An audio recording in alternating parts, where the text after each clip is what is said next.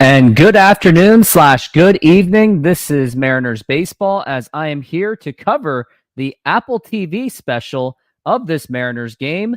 And for some that does not have the Apple, this is your chance to at least get the Mariners voice out of it, especially if you don't want to pay for Mariners radio, if you don't want to pay for the MLB subscription. Here I am to give you an opportunity to get some Mariners coverage. And happy Friday. How's it going, Daniel? And you've been a member for 2 months. Thank you very much, and congratulations for being part of it. As we got a ground ball to first, and Victor Robles on the very first pitch, he already gets an out, and already 1 out for the Mariners, unfortunately, as they are going up against one of the best pitchers in baseball in Paul Skeens. And his number is, in this season, just seeing what his numbers are for Paul Skeens, it's a 6-2 record so far. And right now he's got 115 strikeouts to 20 walks, so he won't be giving up walks that much. And in terms of home runs, does he give up any? Only 9 this season. Definitely less than what the Mariners starters usually give up and what are used to. And now we've got Randy Arozarena, who is supposed to be one of the best players on the Mariners right now. And now here is the pitch, and that is inside. And that actually got him, and he's going to go straight to first base. I mean, I thought he avoided it. I was like, nah, take one for the team, because that's the only way the Mariners are going to produce any kind of offense. So he does get to first, and kind of questionable. I don't think that really hit him, but honestly, I'll take it at this point. So Arozarena does make it to first base. And now we've got Cal Raleigh batting third in the lineup. And let's see what he can do with that green bat of his. And now here's the pitch. And now here's a fly ball to right field. I hyped it up too early, and that is already out. And now we've got 2 down. Crazy to think in the last 24 to 48 hours, the Mariners have only produced 1 hit throughout these games.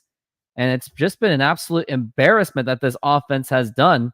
I mean, it's embarrassing in every level. The offense is an absolute embarrassment. And imagine if the Mariners were just playing up to just the bare minimum, this team would be running away with the division. Now we got cleanup hitter Julio Rodriguez up to the plate, the pitch, and then he will take that for a strike as he is playing designated hitter. I personally think he should maybe go back to Tacoma to rehab his swing right now. He's been 3 of 12 since his return, so he's not been exactly great either. And they were all gimpy hits, to say the least. Now here's the pitch to Julio, and a fly ball to right field, and that is fouled. Julio's supposed to be one of the superstars of the team, but unfortunately, he's been falling short of the expectations that he put on himself. And now Julio, he's working on an 0-2 count so far.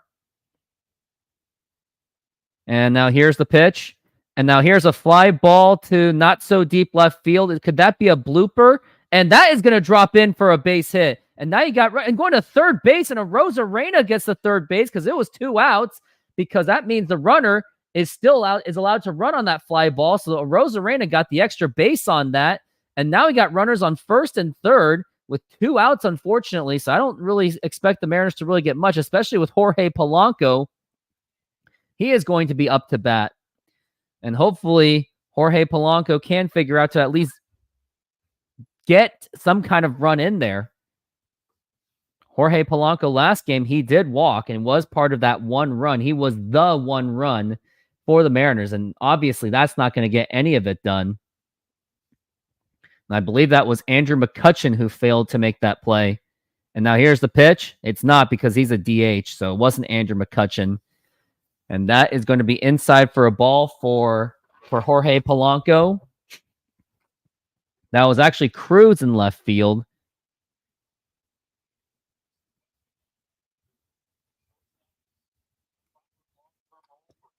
And now here's a fly ball to left field, and that is hooking foul for Jorge Polanco. He's batting on his left side since Skeens is the right-handed pitcher. Jorge Polanco batting .214 with 11 home runs and 31 RBIs.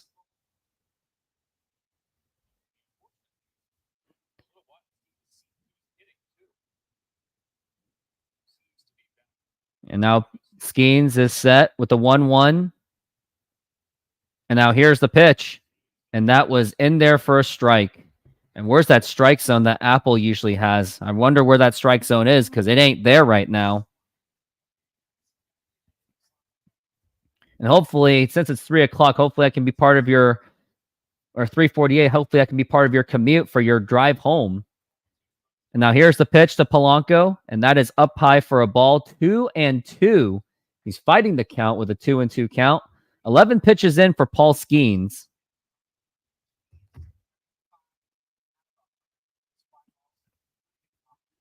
And now Jorge Polanco is awaiting. And now here's the pitch. And that is low for a ball. Ball 3. 3-2, full count. Next up to the plate is going to be Luke Raley. And he will be at bat if Polanco can prolong the inning. And 2 ways to do that is either walk or get some kind of hit. And hopefully that can be done. And now here's the pitch. And that is popped up and fouled. And looks like Julio Rodriguez had a jump going into second base. Can't tell if he was. And where's that strike zone for the Apple TV? They certainly failed on that.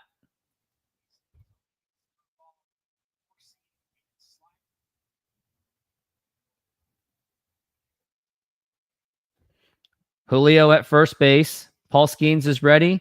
Now here's the pitch. And a swing and a miss, strike 3. And how frustrating that is. Mariners had runners on first and third and still came up with no runs. We go to the bottom of the first inning. No score. Pirates coming up. SeatGeek is a mobile ticketing app for sporting events, concerts, and other events. They make the buying experience easier by the app ranking each ticket from 0 to 10 to see if you are getting a good deal, and you can see exactly where you are sitting. I regularly use that app, and I have had nothing but a fantastic experience with SeatGeek. Use my promo code RoofTopSports to get $20 off of your first purchase. Link to the code, app, and website will be in the description, so take advantage, and thank you. And if you would like that promo code, or if you'd like to save that $20, use that promo code RoofTopSports, get your $20 off. And must I say, that offense just continues to be embarrassing. Like, I really do think that you got to let go of Jorge Polanco. I think he's just absolutely useless. I don't care how he's doing in the second half. I don't know. It's just not working.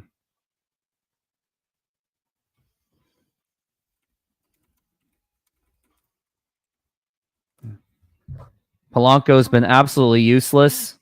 I mean, the Mariners traded quite a bit to get him. They traded one of their best bullpen pitchers in Justin Topa. And it would have been nice to still keep him.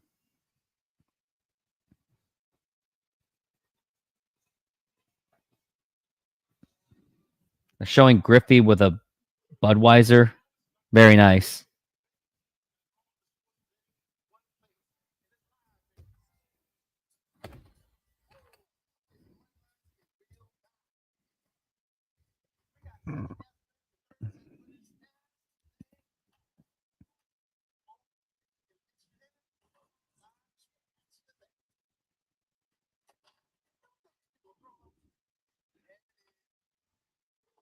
And Christian, how are you doing today?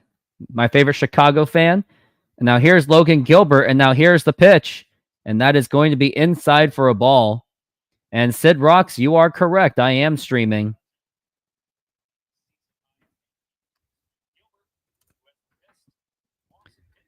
And now Logan Gilbert with a 2.191 ERA. The pitch and a swing and a miss, strike 1. And this is Andrew McCutchen, one of the best Pirates players in Pirates history. He has 16 home runs. It's crazy to think that he is still in this league. He still has that kind of longevity. And now the pitch. And that is going to be a strike.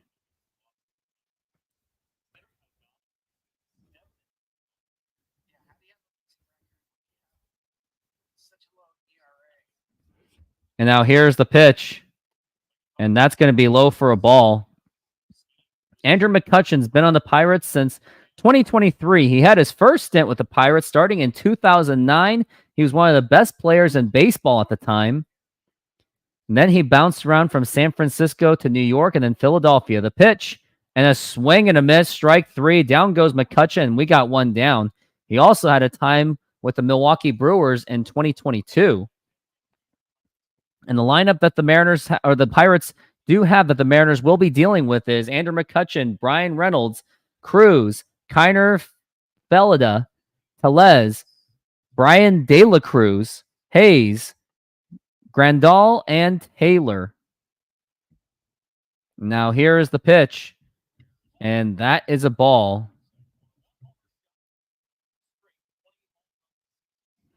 Brian Reynolds just needs one more home run to get to 20 home runs.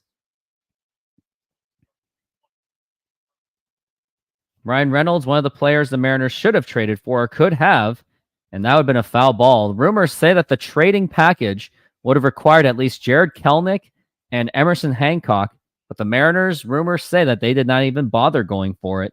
And now in hindsight, maybe they should have. But at that time, they thought that Jared Kelenic was going to be the guy, and it turned out he didn't. Now he's in Atlanta. And now by Logan Gilbert. And now here is the pitch. And check swing. Did he go? Yes, he did. And that's going to be a 1-2 count on Logan Gilbert.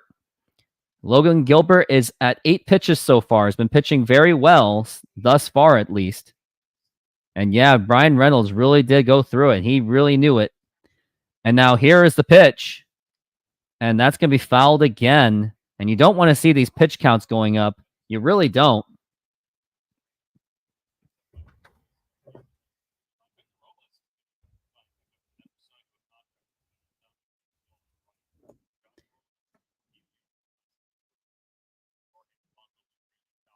And now the pitch. And a swing and a miss, strike 3. Another strikeout for Logan Gilbert. That is strikeout number 2. And just 2 batters, we got 2 outs. Well, obviously. And hopefully this losing streak can come to an end.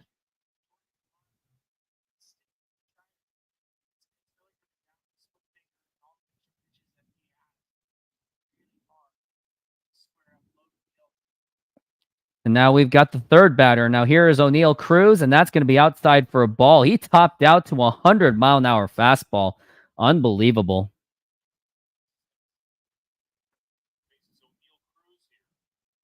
O'Neal Cruz with 18 home runs. And now the pitch. And that's a swing and a miss, strike 1.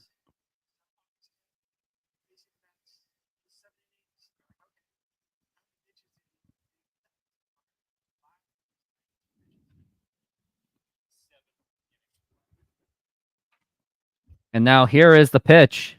And that is going to be outside for a ball.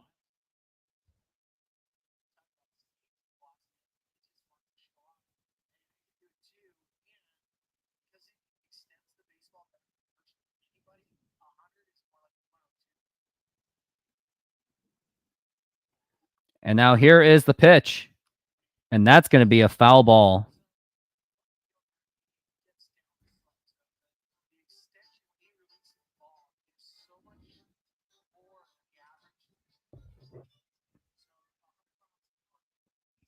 We got a 2-2 count so far. Let's see if he can make this 3 strikeouts in a row.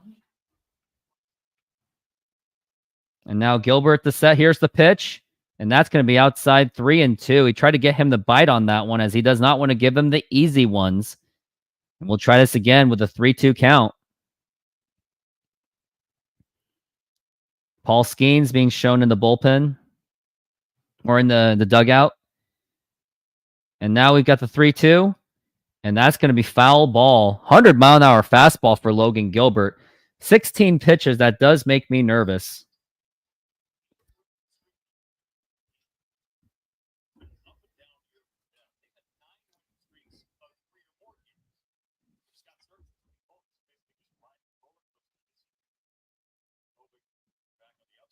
And now we're looking at the 3-2 pitch. And here's the full count pitch. And that's going to be strike 3 called. And that is 3 strikeouts in a row. We are looking at a 1-2-3 inning. And we go to the top of the second. It is no score.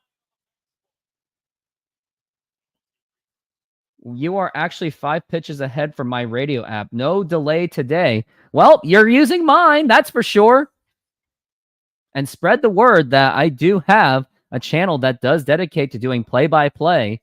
And we'll be back right after these messages once again. SoFi is an online bank and a personal financing company offering financial diverse products. They hold the naming rights to the home of the Los Angeles Rams and the Los Angeles Chargers, named SoFi Stadium. They offer amazing checking and savings accounts where you can get up to 4.6% on savings accounts. There are no monthly fees to maintain the accounts, and they have over 55,000 no-fee ATMs around the United States. You even have access to a budgeting program, stock trading, and insurance programs. Join SoFi and get $25 for joining and or $25 for opening a stock trading account. Links are available in the description. And thank you. And lastly, I am not a financial advisor, so either find a professional financial advisor or go with your own gut. And those are your 2 links right over there. You saw in the chat box right there. If you like, you get $25 for opening a bank account, there you are. Or if you would like to get $25 for opening a investment account, there you are as well. And you get $25 for that for signing up for any of them. So take advantage of your free $25 and invest it however you would like. And also, I am not a financial advisor, so let's make that very clear.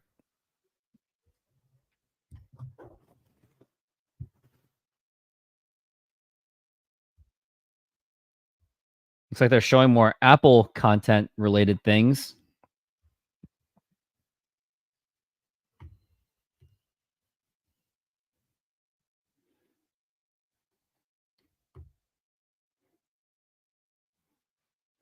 And now here is Luke Raley up to bat, who has, by the way, been struggling very heavily. Now here's the pitch, and that is outside for a ball.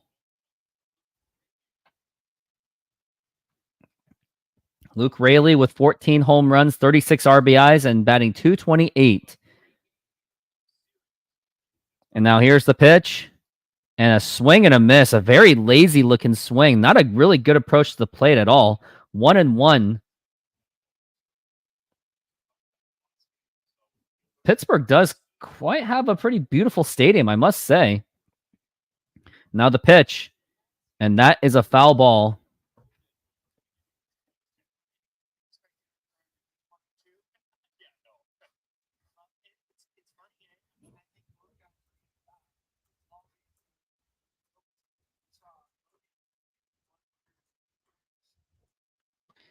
And now we got 1-2 pitch for Skeens. Now here's the pitch to Raley. Swing and a miss. Strike 3. That was just an awful approach at the plate by Luke Raley. It didn't even look like he was even taking it seriously. I did not like that approach on that. I thought that was a terrible at bat.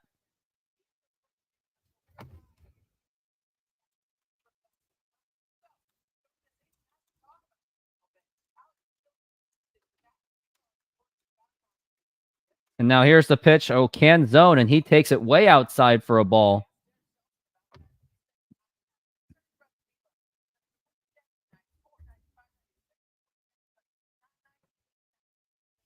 And now here is the pitch by Skeens to Canzone, and he takes it for a ball. Good eye by Canzone, and that's going to be a 2-0 count. The unfortunate expectation of Dom Canzone, he was expected to be one of the breakout players for the Mariners, and it has not happened. He has absolutely disappointed this season. Injuries and underperformance. The pitch, 3-0 count. Good eye by Dom Canzone. And we're looking at a 3-0 count, and I would just go with the red light. Don't even swing at this one. Unless it's right smack dab down the middle, maybe. The pitch. And that is a strike. A 98-mile-an-hour fastball by Paul Skeens.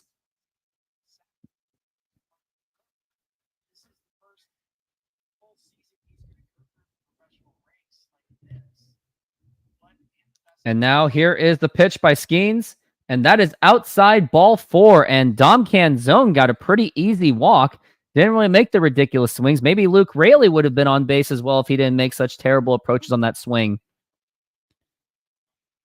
And now we've got next up to the plate is going to be Josh Rojas. Josh Rojas, who's also part of that Paul Sewald trade, has been a massive disappointment considering that he had a fantastic start.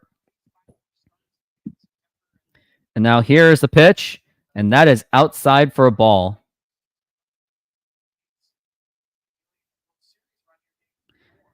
Josh Rojas, the third baseman. Crazy to think that just last year, Mariners had Eugenio Suarez. And now the pitch. And that is going to be a strike. Rojas is at a 1-1 so far.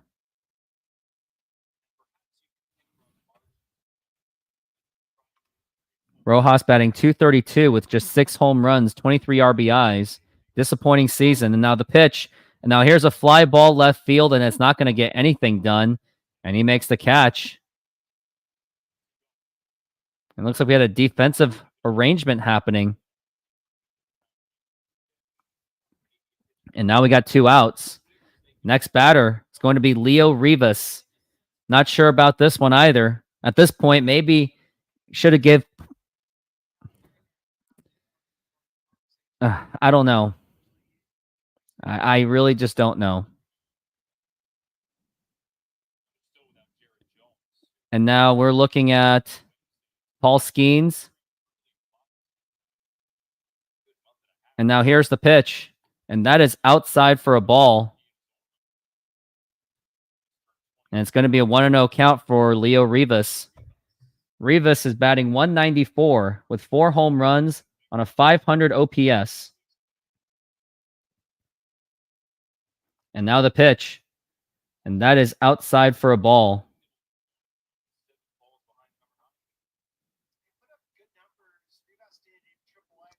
Looking at a 2-0.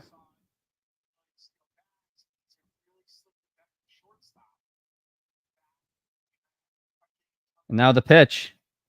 And that is going to be a strike. 2-1, the count. They're using Leo Rivas as a lefty just as a platoon. And this whole platoon thing, I'll be frank, it is really just not working at all. I don't like going for platoons. I don't care about lefty righties. It just doesn't matter.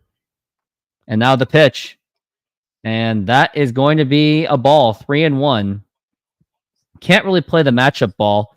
I mean, if you're playing based on matchup, that's not a World Series thinking.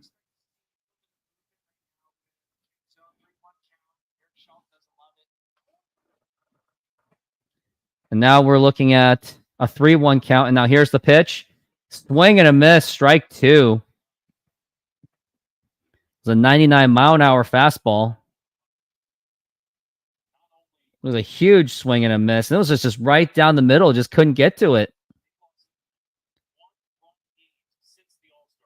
Mariners have lost 1-run games since the All-Star break. Yeah.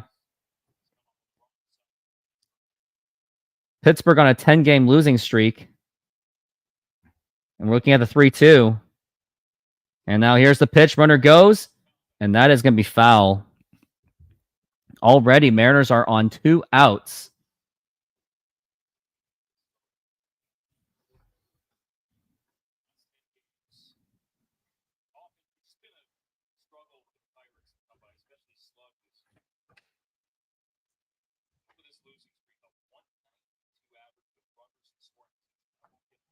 Now the pitch.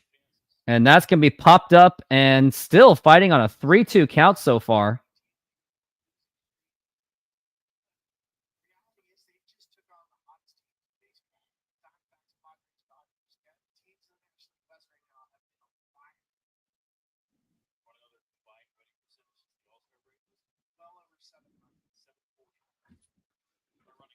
Now the 3-2. Now here's the pitch. And that's going to be outside for ball 4. Take your base. You got runners on first and second.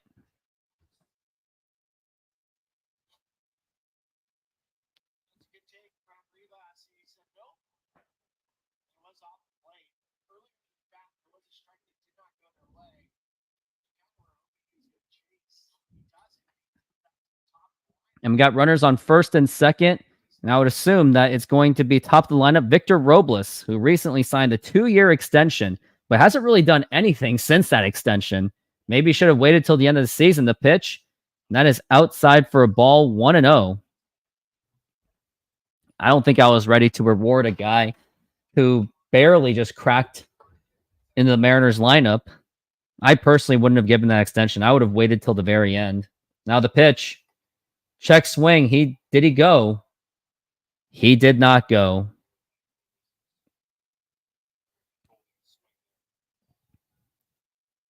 We're looking at a 2-0 count. 36 pitches in for Skeens, so the Mariners are putting up the pitch count on him. I don't know if that's going to matter, though. The Mariners aren't going to score for it. The pitch. Now here's a ground ball, and that is not going to get it done. Throw to second in time, and that's going to retire the side. Mariners left 2 stranded once again. That's 4 runners left on base. We go to the very next inning. It is still no score. Modern Exterior Solutions is a fully licensed and insured full-service exterior renovations company serving Seattle and East Side communities. We know that a home is one of your most important possessions. That's why we're committed to providing high-quality, affordable home renovations for each customer's individual budget. We're diverse enough to meet the challenges of any project you put in front of us. Our workmanship minimizes the use of third-party services, and our team works together to meet all your deadlines. Anytime there's a challenge, we work with you to find a solution. We are proud to work with distributors of quality brand products with durable, ample protection from the elements for a variety of applications, including James Hardie siding and trim. Talk with us today about your project's needs, and we can help you solve all the challenges along the way.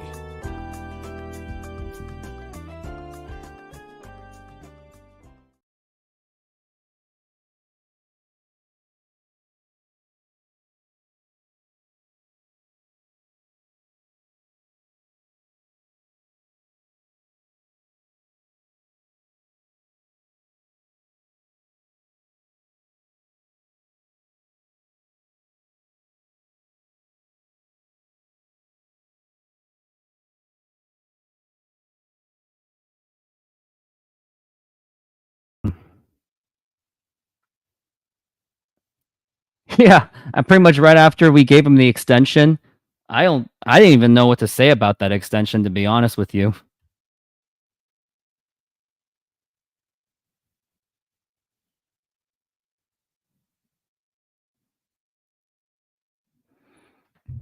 You're still showing the commercial breaks right now.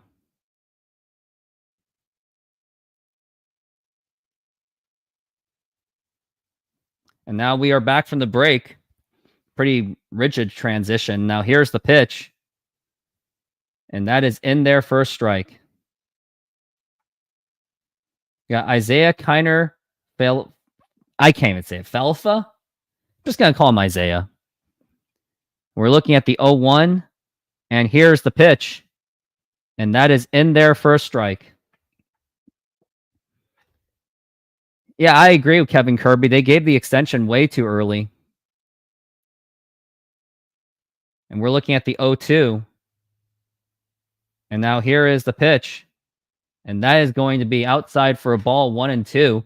The other thing that terrifies me is I think if the Mariners somehow kept their 10-game lead, they would have given that extension to Jerry Dipoto and Scott Service.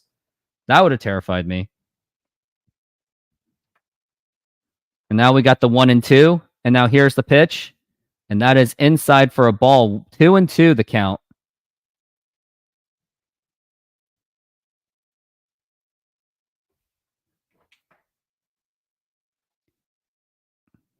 And now here is the 2-2.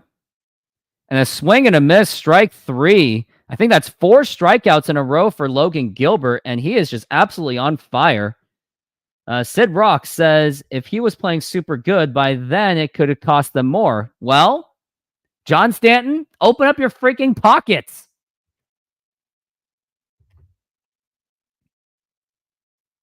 And now we are looking at 1 out so far. Bottom of the 2nd inning. And now here is the pitch. And that's going to be fly ball popped up, and that's going to be the first out without a strikeout. Rojas is there, and he makes the catch, and that is going to be 2 down.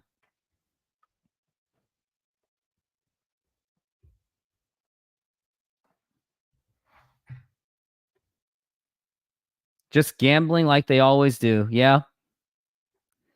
I don't know. I mean, how to fix this team? New ownership. Then find someone that can be a good manager. Spend the money on the players that they should have been spending last 2 years. And now here is the pitch. And that's going to be right in there for a strike. Yeah, it's crazy to think that I'm eating my words that I said getting rid of Teoscar Hernandez was a good idea. I mean, I was really obsessed with his bad strikeouts and bad fielding, but he did make up for it. And now it's almost like we would kill to have a crappy Teoscar Hernandez on this team, as we are looking at a 1-1 count so far.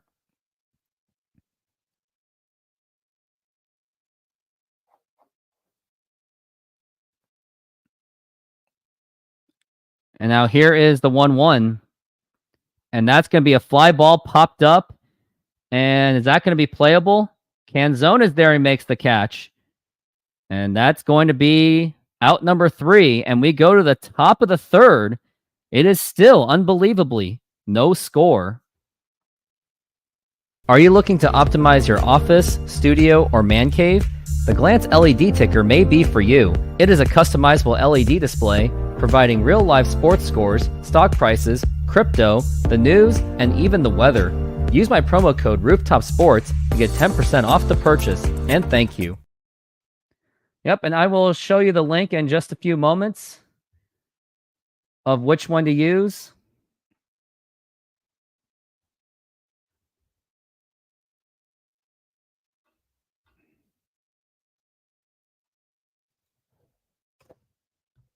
And use that link. And here's the promo code RoofTopSports to get your $20 off.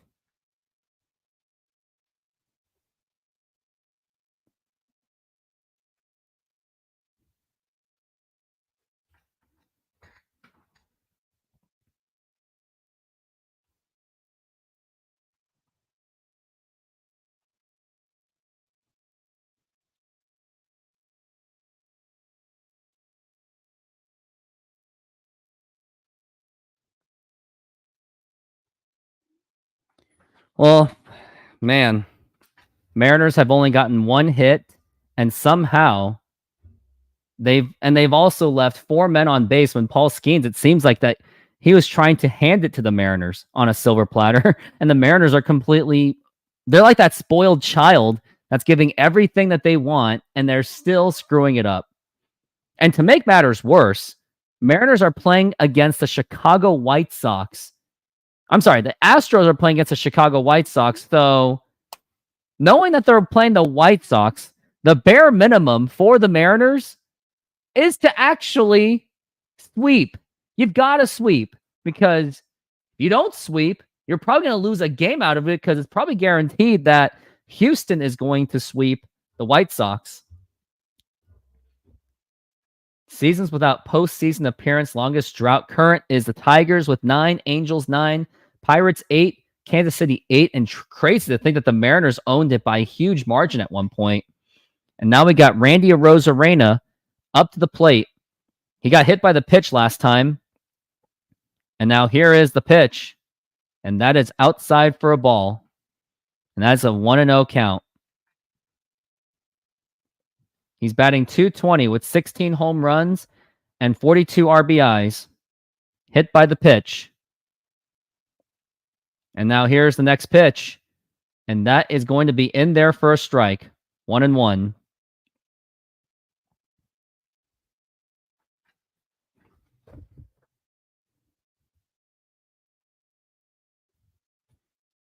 And now here's the next pitch by Arozarena. And that's going to be low for a ball.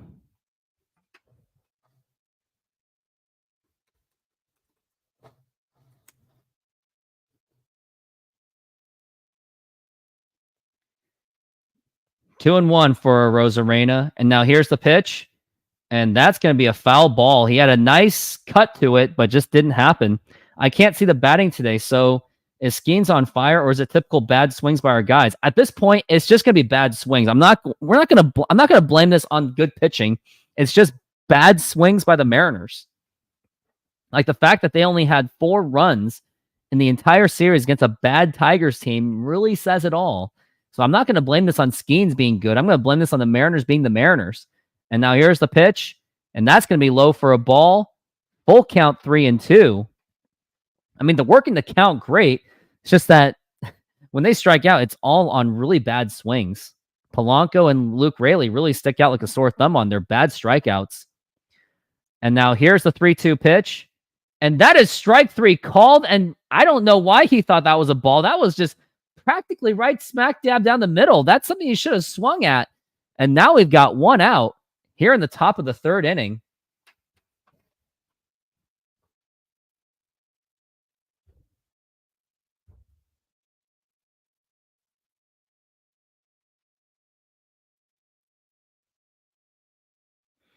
Yeah, it's scary that Logan has to like really pitch for his life. Like Shannon Dreyer said that, yep, Logan's got a little extra up to 100 mile an hour on that fastball.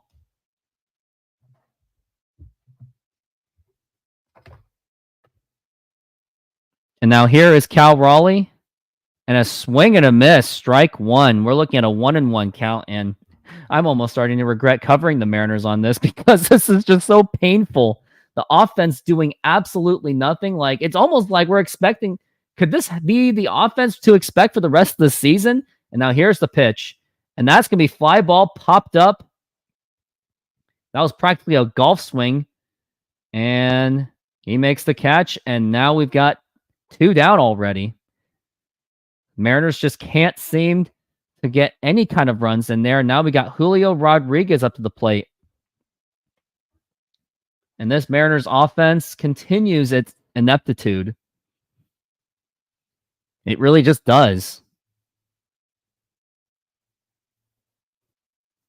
And I'm curious how the Mariners offense did last year. And now the pitch.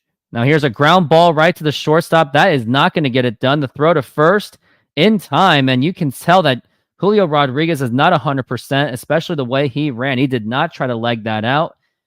We go to the bottom of the 3rd inning. This game's already going really, really fast. It is no score. SeatGeek is a mobile ticketing app for sporting events, concerts, and other events.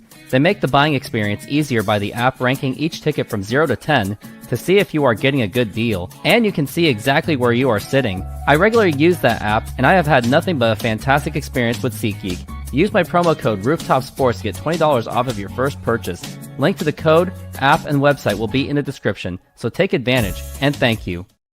Use that promo code RoofTopSports, get your $20 off, and it is crazy to think that the offense in 23 was 12th in the league in Major League Baseball, and we said that was bad. They were also number 2 in strikeouts. And now looking at 2022, their offense was 18th. So 23 was actually an improvement. And look exactly where we are. Now the offense just continues to get worse. I mean, getting rid of Teoscar Hernandez, which, by the way, I said it was a good choice. Getting rid of Eugenio Suarez, I was heavily against it. Getting rid of Jared Kelenic, I was also heavily against that decision. And now look where we are. Just an absolute disaster.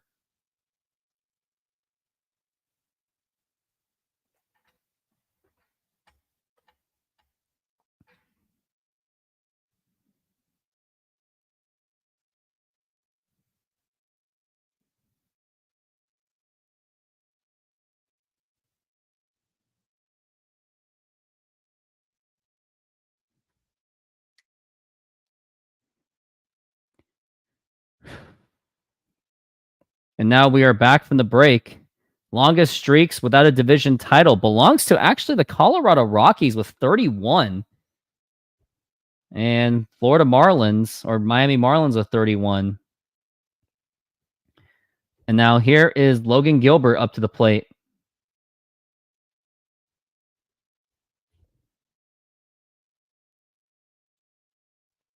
And now here is the pitch. And that's going to be outside for a ball. Sid Rocks, you're in Spokane planning a trip to visit your brother for the coast for a Mariners game this month, but postponing for Kraken instead. Why don't you go to an Everett Aqua Sox game? Watch some good prospects, the pitch. And here's the thing. I think Mariners really should have done it. They really should have went all in for Vlad Guerrero Jr. or at least Yandy Diaz, because these prospects are going to turn to duds anyway. And now here's the 2-0 pitch. And now here's a ground ball right off of Gilbert, but he still has it tossed to first. And that is in time. And now we got one down. No, I think they should have went all in because there was no point of hanging on to these prospects when some of them already have strikeout problems. And when you put them on the Mariners, oh, let's see what Scott Service is going to say. That pitch was the fastest of his career. He fired that off earlier in the game. What are you seeing from his velo? Yeah, Logan's had a great year, and he's obviously picked up his game a little bit early tonight. He's coming out throwing the ball great, establishing that fastball. Two really good young pitchers out there. I was going to say, Paul Skeens has gotten out of some jams, but you guys have been able to draw some crucial walks. What do you see from Aggressive against them, you're going to get some pitches to hit, and you're going to stay on them. And I think our bats have been very competitive. We need to stay. Bats are very competitive. What the hell are you talking about, Scott? Yeah, get out of here. You're so full of you know what. And now here's the pitch. And that is a strike. Logan Gilbert nearly caught it in his glove. Yeah, I was hoping he would give his resignation, but he's not going to. It's just not going to happen. Pirates are still haven't gone through their lineup yet. And that is going to be a ball. We're looking at a 1-2 count on Yasmani Grandal. And now the pitch. Now here's a ground ball foul.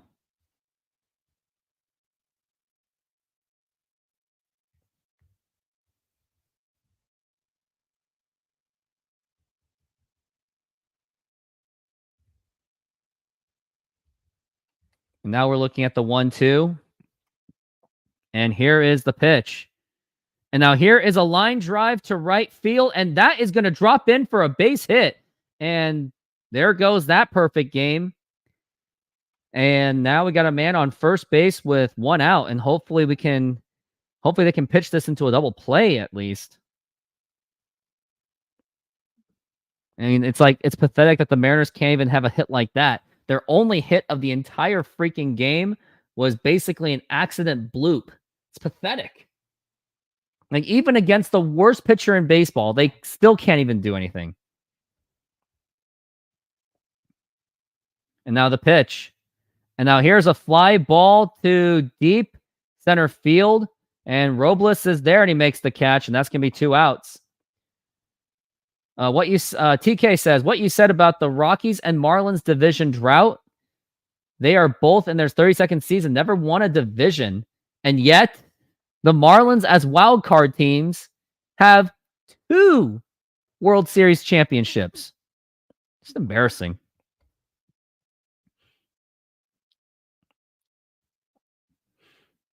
Got 2 outs so far. Pretty sure they're at the top of the lineup by now. And now the pitch. And this is Andrew McCutchen, and that is going to be inside for a ball.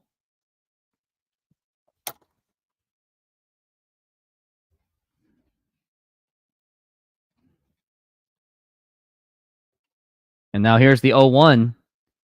And that is a strike. 1-1 to count.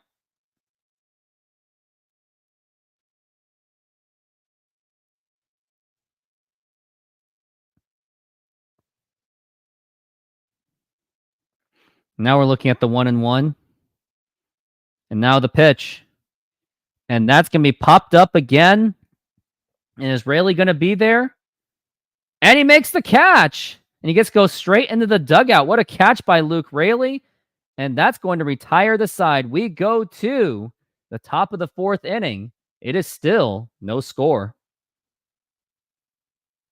SoFi is an online bank and a personal financing company offering financial diverse products. They hold the naming rights to the home of the Los Angeles Rams and the Los Angeles Chargers, named SoFi Stadium. They offer amazing checking and savings accounts where you can get up to 4.6% on savings accounts. There are no monthly fees to maintain the accounts, and they have over 55,000 no-fee ATMs around the United States.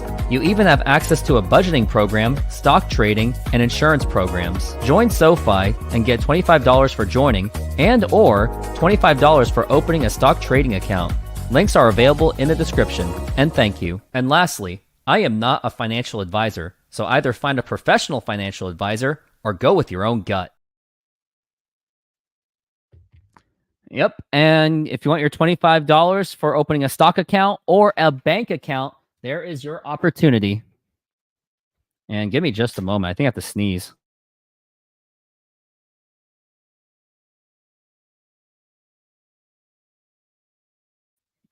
Yep, just had to get that out of my system.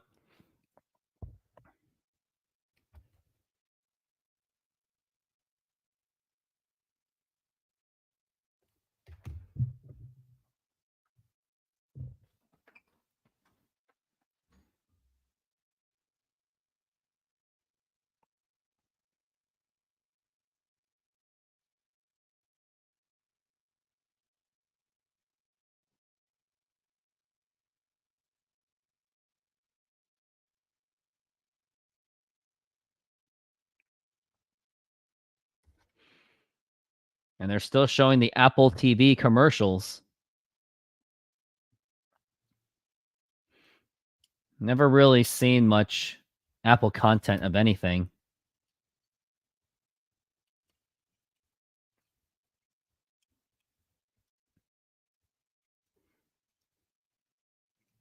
And we are back from the break.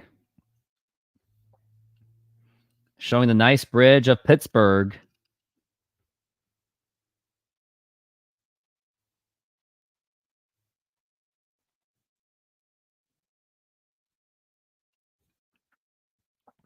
Now we got Jorge Polanco up to the plate. Probably not going to do much at all. I mean, I'd rather take my chances with Ryan Bliss. And now here is the pitch.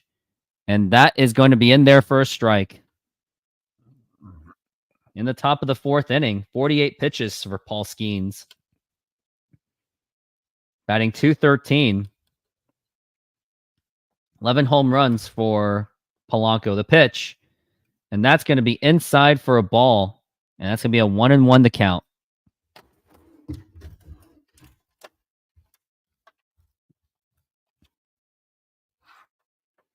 And we're looking at the 1-1. And now the pitch. And that is going to be inside for a ball, 2-1.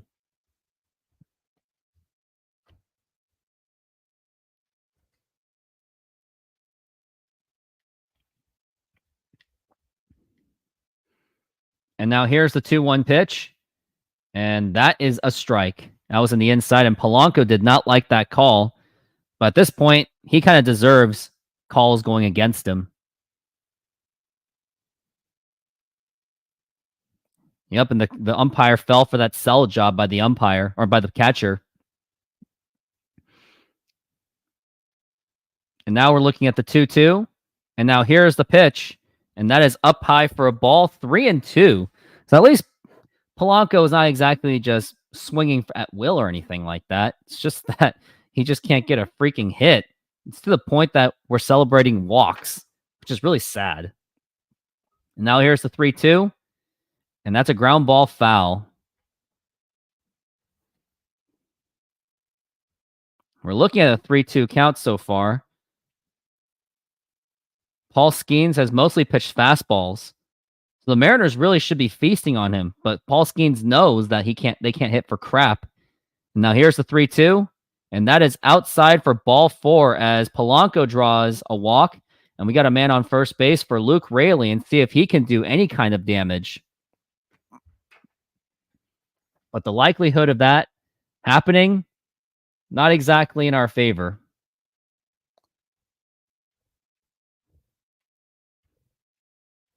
Notable candidates for Rookie of the Year, Paul Skeens is definitely in there, along with those other 3 players that Apple didn't let me read. Now the pitch, swing and a miss, strike 1. This time a little bit more aggressive by Luke Raley. But you can't even hit a fastball. That's just going right down the middle. It's almost like Mariners can't even sign steal their way to victories. And now we're looking at the 0-1, and now here's the pitch. And that is outside for a ball. Catcher tried to sell that to him, but nice try. That ain't happening.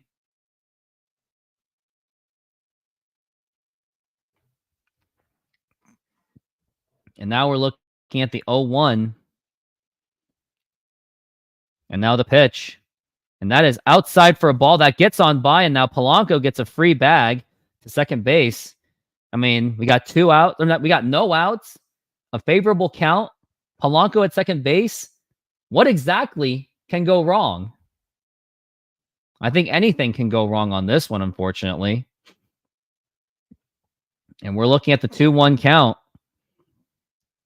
on Luke Raley. And now Skeens is ready. Checks the runner at second. The pitch. And that's going to be low for ball 3, 3-2, or 3-1. The only downside of drawing a walk on this one is now you're going to create a double play. So I think after this, seeing who's the next batter is going to be Dom Canzone. And now the pitch. And now here's a fly ball to deep right field. And that is gone. A home run for Luke Raley. Excuse me. It is a 2-run home run for Luke Raley. Mariners get on the board. It's the Mariners 2 and the Pirates nothing. And as soon as Luke Raley hit that, Paul Skeens knew that was gone. And that was just absolutely drilled to right field. What a hit by Luke Raley. That's a way to get the confidence going for the offense. And here we go.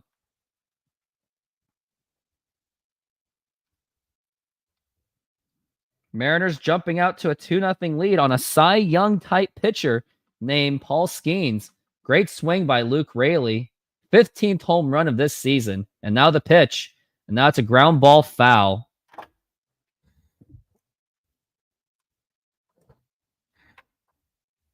As soon as he hit that, Paul Skeens knew it was gone. And now the pitch. And that's going to be a strike. Strike 2. And Dom Canzone did not like that call. And Canzone, don't be a baby. You suck. You need to you have to get through this. Don't be whining about the umpire. You did draw the walk, though. I'll give you that.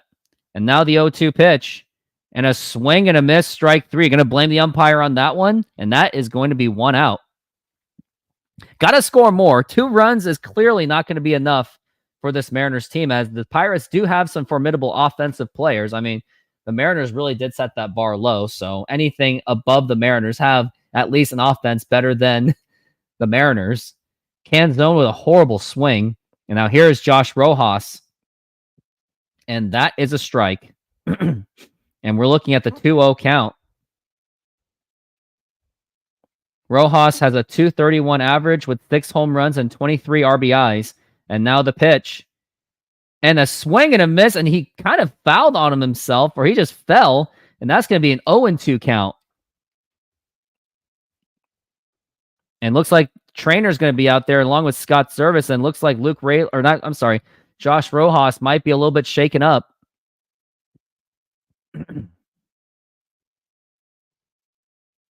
Oh, he fouled it off. Oh, he fouled it off of like his lower part of his leg. That really hurts.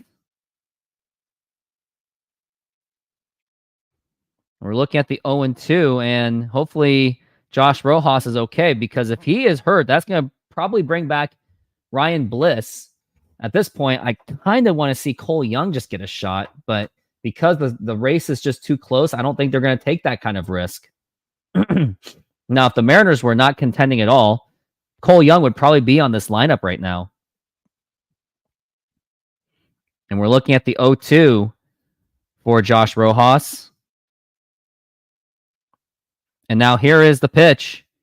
And that's going to be fouled once again. And that's going to be still 0-2. 65 pitches for Paul Skeens, and the Mariners are really putting it on him. The Mariners win this game. It's going to be hilarious and disappointing at the same time, because Mariners are able to somehow get a 2-run home run off of Cy Young type player. And now the pitch. And a swing and a miss, strike 3. What the hell of a swing was that, Josh Rojas? That swing was ridiculous. I don't care how much you're in pain, but you're still not supposed to make a swing like that. I guess it was that last second splitter that really got him. Still was a really bad swing. Just like Dom Canzone was a really bad swing. And now here is Leo Rivas. And now here's the pitch. Now he's going to bunt the ball, and that's probably not going to get done. It's rolling, and Paul Skeens throw the first, and that is in time, just in time. And that is going to retire the side. We go to the bottom of the 4th, but don't forget, Luke Raley, or shall I say Nuke Raley, hit that nuke of a home run, and it was way out of there. Paul Skeens knew it, and we are going into commercial break already. Modern Exterior Solutions is a fully licensed and insured full-service exterior renovations company serving Seattle and East Side communities. We know that a home is one of your most important possessions. That's why we're committed to providing high-quality, affordable home renovations for each customer's individual budget. We're diverse enough to meet the challenges of any project you put in front of us. Our workmanship minimizes the use of third-party services, and our team works together to meet all your deadlines. Anytime there's a challenge, we work with you to find a solution. We are proud to work with distributors of quality brand products with durable, ample protection from the elements for a variety of applications, including James Hardie siding and trim. Talk with us today about your project's needs, and we can help you solve all the challenges along the way.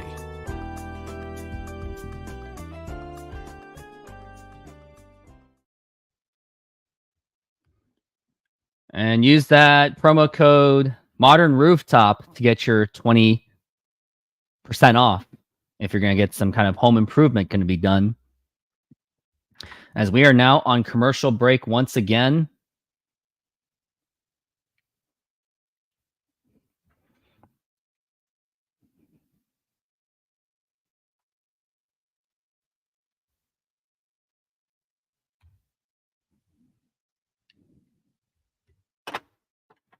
They're showing the commercials right now for MLB TV.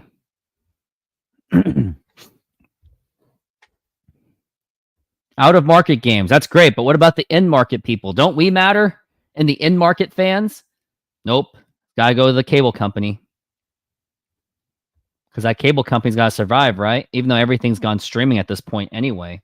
Crazy thing is you have to pay extra just to get the package. Extra package. It's insane.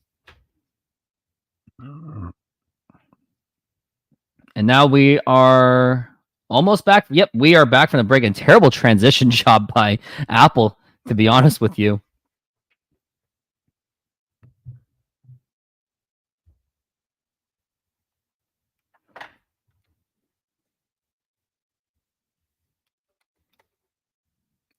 And now we got next up to the plate. And this is going to be Brian Reynolds going up against Logan Gilbert. And now the pitch. And that's going to be a swing and a miss, strike one.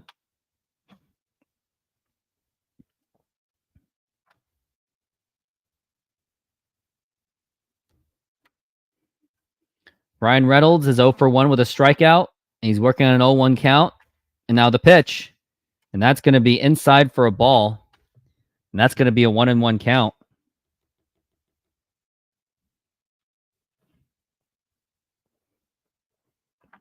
Average leaders, he's at 320 as a batting average. The pitch. And that is going to be a ball, 2-1.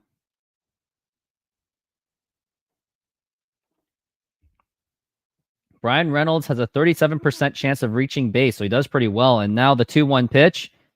And check swing, did he go? He did not. It's going to be a 3-1, and maybe Logan Gilbert starting to show some struggles. Can't really blame him considering that, I mean, he's got to pitch his heart out just to even get a chance just to lose a close game.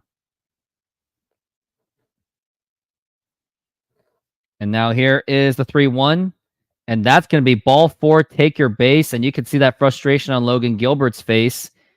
And we draw a walk. And it seems like as if the Mariners jumped out to a 2-0 lead. It seems that maybe the other team may bounce, the Pirates may bounce back.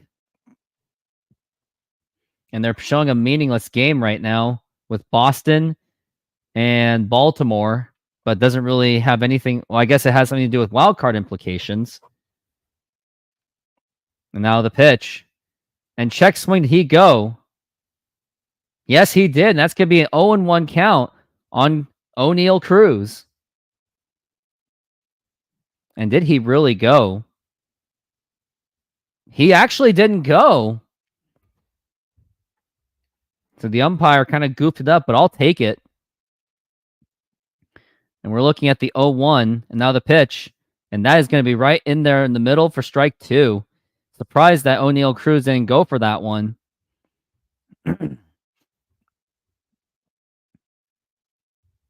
O'Neal Cruz is a 21% on reaching base, so he does kind of struggle a bit.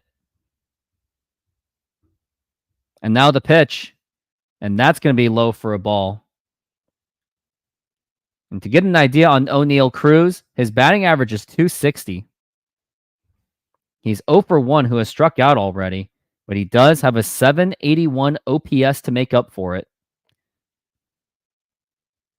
And now the pitch. And now here's a ground ball, probably not going to be a double play ball. The toss to first, and Logan Gilbert gets there in time. And now we got one out, but unfortunately, Brian Reynolds moved to second base, so that was basically a glorified sacrifice bunt. And let me see who is next up to the plate. It's going to be Kiner. It's going to be the Isaiah guy. He's batting 283, so I think you should definitely, I would definitely take a chance and do the intentional walk because we want to at least somehow try to force a double play, which would be much more ideal than try to gut it out and just wasting pitches. So why don't we try the intentional walk? Nope, not going to happen. The pitch. And that's going to be in there for a strike. Sid Rock says, if we are not by 8 runs in the 9th inning, Pirates have a great chance to win. If we don't have a 15-run lead, they have a great chance to win. And we're looking at the 0-1. And now the pitch. And now here's a line drive, and that is going to be a base hit, and Brian Reynolds is going to score. You see Rosarena not showing any sense of urgency. There is no hustle on that, and now you got a double. And that is exactly why I said do the intentional walk. Absolutely ridiculous. Randy showed quite a lack of hustle. And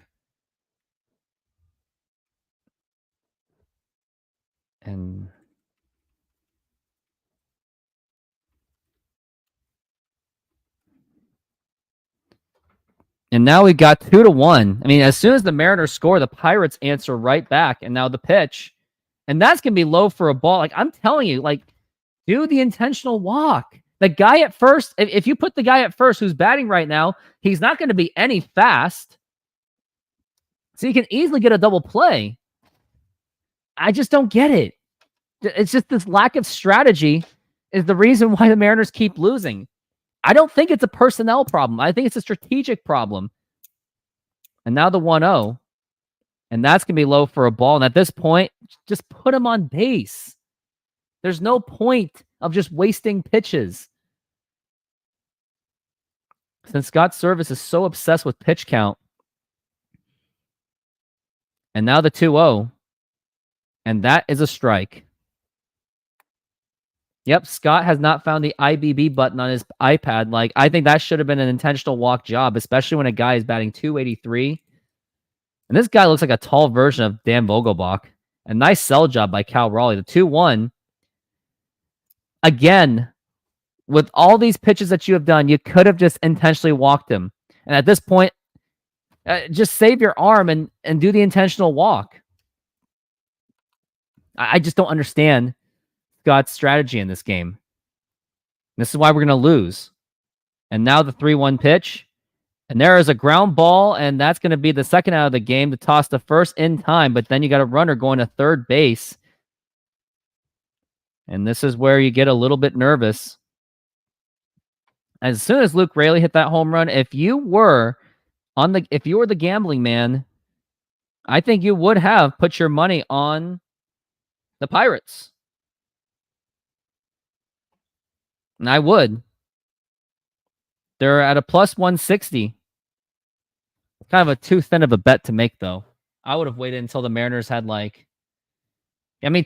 It's pretty much a safe bet. They would have been at plus 200, and I totally would have done that bet.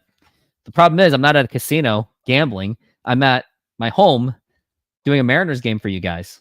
I'm performing a service. And now we got Brian De La Cruz up to the plate. And by the way, he is not related to Ellie De La Cruz. But the Mariners have got to find a way to get out of this inning fast, or else things will really get out of control. Which, by the way, the Pirates did acquire Brian De La Cruz at the trade deadline from the Marlins.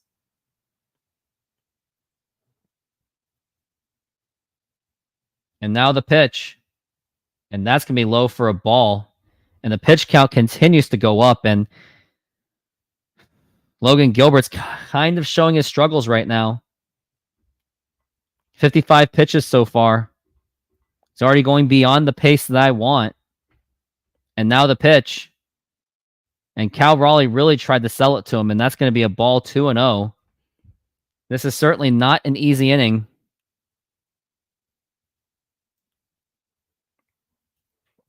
De La Cruz has not done much since joining the Pirates since that trade deadline compared to the Marlins. And now the pitch, and that is a strike. 88 mile an hour. Looks like Logan is going away from that fastball.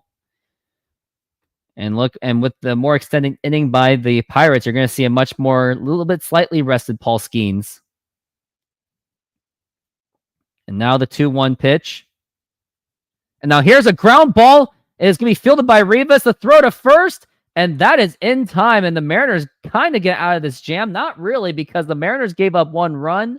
We go to the top of the 5th inning.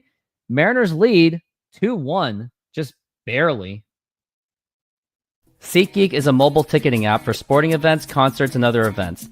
They make the buying experience easier by the app ranking each ticket from 0 to 10 to see if you are getting a good deal, and you can see exactly where you are sitting. I regularly use that app, and I have had nothing but a fantastic experience with SeatGeek. Use my promo code RoofTopSports to get $20 off of your first purchase. Link to the code, app, and website will be in the description, so take advantage, and thank you. Use the promo code RoofTopSports for your $20 off if you plan to go to a game. Especially if you're in Pittsburgh now, and if you plan to go to a game tomorrow, there's your opportunity right there.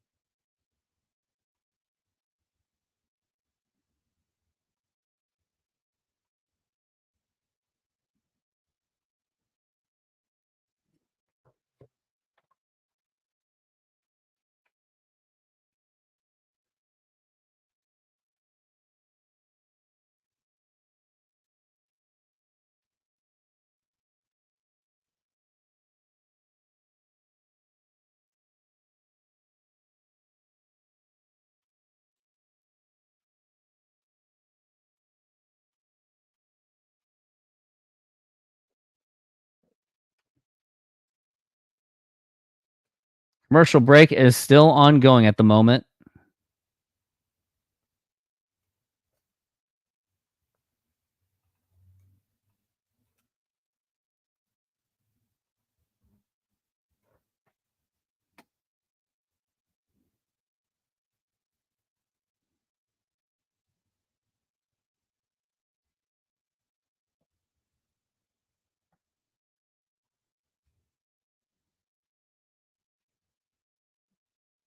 And we are back from the break. And we got Paul Skeens on the mound right now. And now here's the pitch to Robles. And now here's a ground ball right to the shortstop. That's not going to get it done. Throw to first, and that is in time easily by a mile. And now we got Randy Arozarena, which was really disappointed in his lack of hustle, because it really was a lack of hustle. I mean, to say that it was a lack of hustle would be a massive understatement. And now here's the pitch to Arozarena, and that's going to be low for a ball.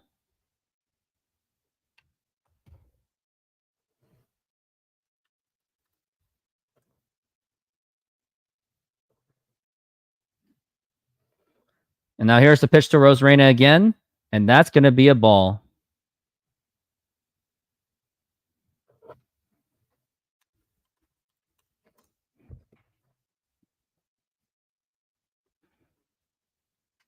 And Arozarena is working on a 2-0 so far. And here's the pitch. And that is going to be a ground ball fouled again.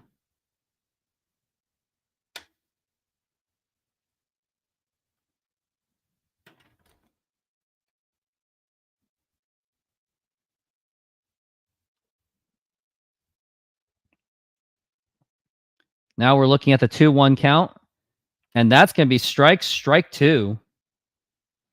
2-2 the count. And Paul Skeens is already on 72 pitches. So hopefully the Mariners can put another 20 plus on Paul Skeens so you can get him out of this inning fast.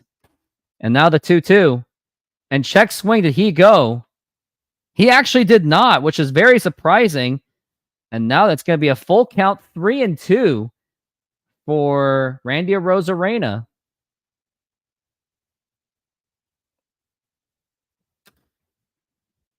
Looks like it's Paul Skeens mustache day, I guess, or just fans are just dressing up as Paul Skeens, I guess. The pitch. And now here's a fly ball to deep left field. Is that going to carry? Is that enough? And that is caught by Brian Reynolds on left field. And that is going to, and I really hyped it up again. I keep jinxing it. And we got 2 outs, but that was a nice hit by Arozarena. Just got under it.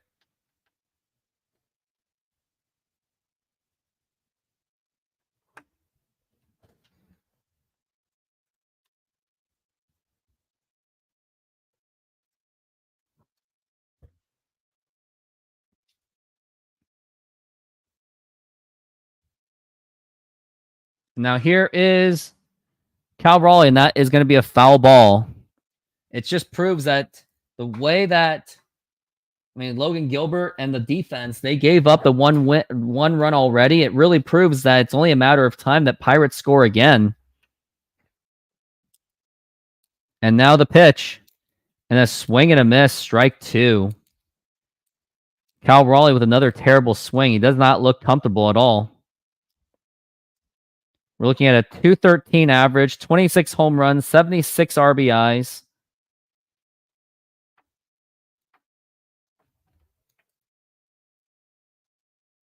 Cal Raleigh says 3% home run probability. I love these statistics that the Apple geeks do. And now here is the pitch. And now here's a fly ball popped up and fouled. Well out of play.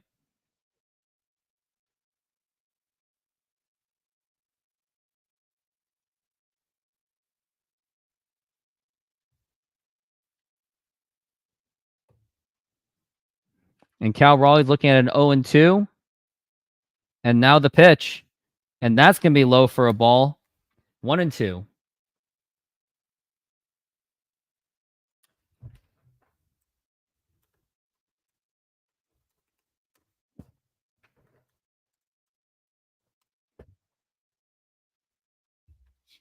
Now the 1-2 pitch. And that's going to be popped up again. And well out of play.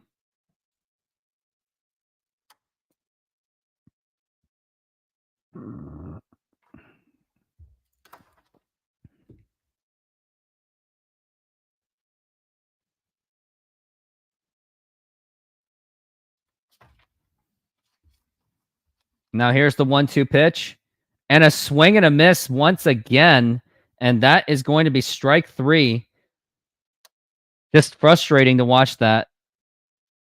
Like grounder, a fly ball to left field, and Cal Raleigh swinging at really terrible pitches. I'm going to tweet something right now. There needs to be some kind of accountability on these hitters taking such horrible swings. If I was the manager, they would do 20 push-ups each time they strike out. Discipline is needed. And there is no discipline out of Scott Service. He's just too much of a laid-back guy that doesn't seem to take it seriously at all. Are you looking to optimize your office, studio, or man cave? The Glance LED ticker may be for you. It is a customizable LED display providing real-life sports scores, stock prices, crypto, the news, and even the weather. Use my promo code RoofTopSports to get 10% off the purchase, and thank you. Yep, use my promo code RoofTopSports for your 10% off on those items if you want to have a nice little ticker for your little man cave. if you really feel up to it, I guess. And I heard there's no monthly charges too. So get it now before it's too late. Oh, flick of the switch. What do you want now? What are you complaining about? Another commercial complaint? Is that what you got? Are you complaining about my commercials? Is that what it is? Oh, wah. Come on. You know, I got something for you. I really got something for you. Maybe I got this for you.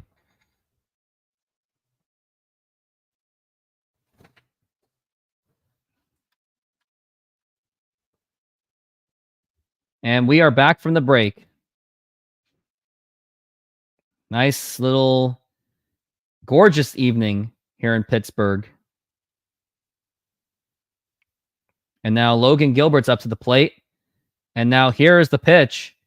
And that is a strike as he swings and misses. Moneyline says Pittsburgh is the underdog.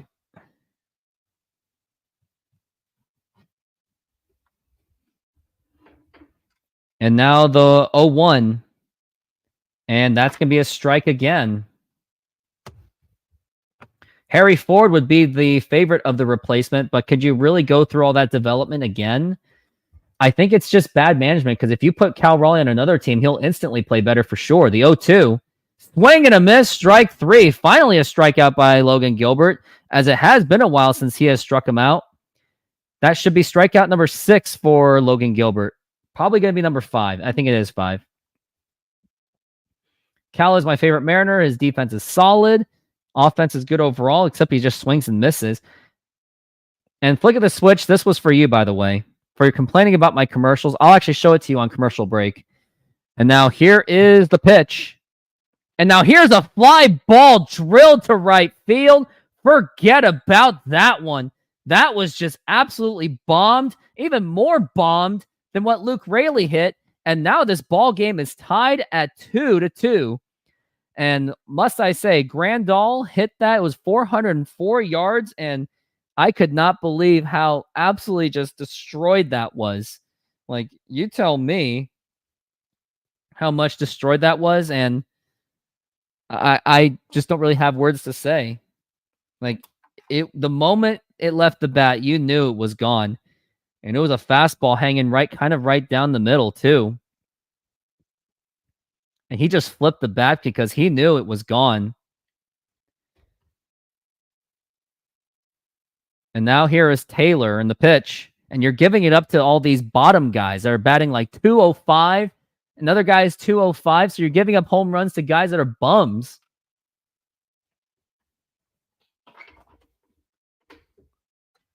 And now here's the pitch. And now here's a ground ball. That's going to get right through for a base hit. Diving effort by Josh Rojas.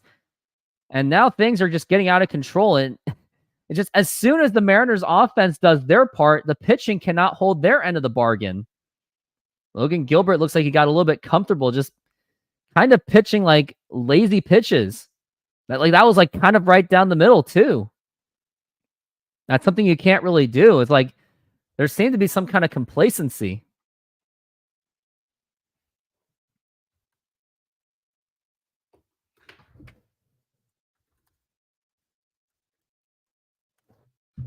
And now here's the pitch to McCutchen. And now here is the throw to second base. And that was a horrible throw. It gets on by. And now we got a runner on third base. And now this game is just getting completely out of control. Just undisciplined baseball with all these errors that are going on. Mariners about to get swept. Chicago, yep, we can kiss another season goodbye. I agree with you. This Pirates series could be the deciding factor of this season. Because if you lose all 3 of them and Astros win all 3, next thing you know, you're going to be 6 games back. And that is a ball. I mean, Kevin Kirby, like, what are the chances of the White Sox even getting a game out of Houston? The chances of that is probably as good as getting struck by lightning. And now the pitch. And that is inside for a ball. And Logan Gilbert's just really losing it.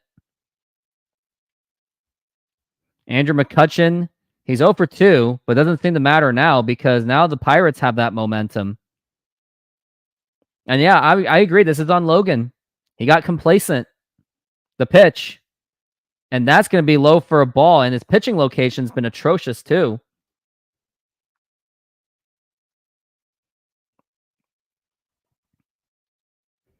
Like, do I agree the offense is bad? Yes, absolutely. I agree. The offense is bad.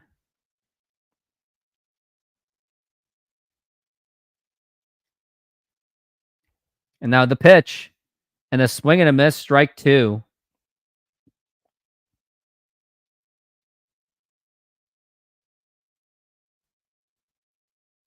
In a week or 2, we might have no chance, but not yet. Yeah, probably. If the Mariners keep playing like this, it's just painful to watch.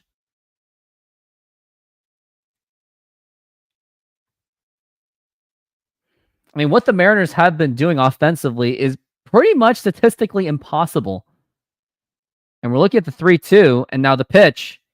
And now here's a fly ball to left field, and tagging the runner as a Rosarena. And now here is going to be the throw to the plate, and that is going to be not in time, just an absolutely atrocious throw by Randy Rosarena.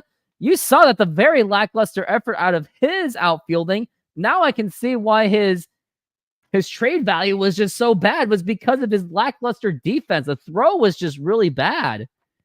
And now the Pirates lead 3-2. Like, that was a really bad throw. That should have been an easy one right there. But just horribly thrown by a Rosarena. Just completely missed it badly.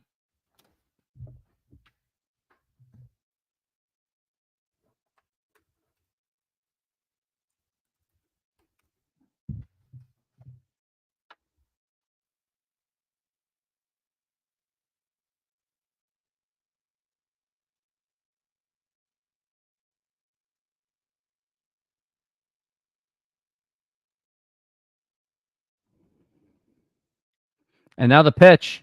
Now here's a ground ball right to Polanco. Oh, and he gets on by, and he's going to have no play. And what kind of a play was that? He just bobbled the ball, and the Mariners are just completely losing focus.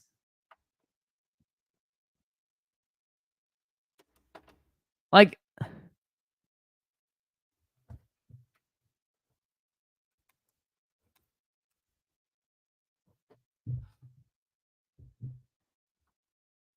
this is just really painful to watch.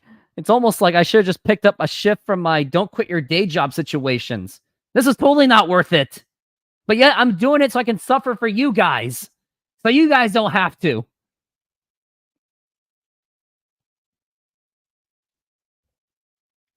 Just completely undisciplined baseball. Like, somehow Mariners are going to lose 3 in a row. Astros are going to sweep the Chicago White Sox. And Scott Service is still going to have a job. It just makes no sense. He's already goofed up those other 2 games with bad pitching management. And now he's not even keeping his team in check when they had a 2-0 lead and they just blew it completely. Immediately, shall I say. And now we got the next hitter. Here is O'Neal Cruz. And now the pitch. And that is a ball. O'Neal Cruz is 0 for 2 with a strikeout and a groundout, but it may not matter because now the Pirates offense now has the favorable momentum. And now the pitch. And now here is a blooper, and that is going to be caught by a Rosarena, and that is going to retire the side. We go to the top of the 6th inning, I believe. I'm going to check and see if that's the top of the 6th. And yep, it is going to be the top of the 6th. And also, flick of the switch, I got something for you too, just to annoy you. SeatGeek is a mobile ticketing app for sporting events, concerts, and other events. They make the buying experience easier by the app ranking each ticket from 0 to 10 to see if you are getting a good deal. And you can see exactly where you are sitting. I regularly use that app, and I have had nothing but a fantastic experience with SeatGeek. Use my promo code RoofTopSports to get $20 off of your first purchase. Link to the code, app, and website will be in the description, so take advantage, and thank you. And I know, Flick of the Switch, you don't really like that, but this is for you. I know you complain about my commercials, but I got a gift for you. Oh, boo-hoo! Let me play a sad song for you on the world's smallest violin. This is serious. I know. Yep, the world's smallest violin.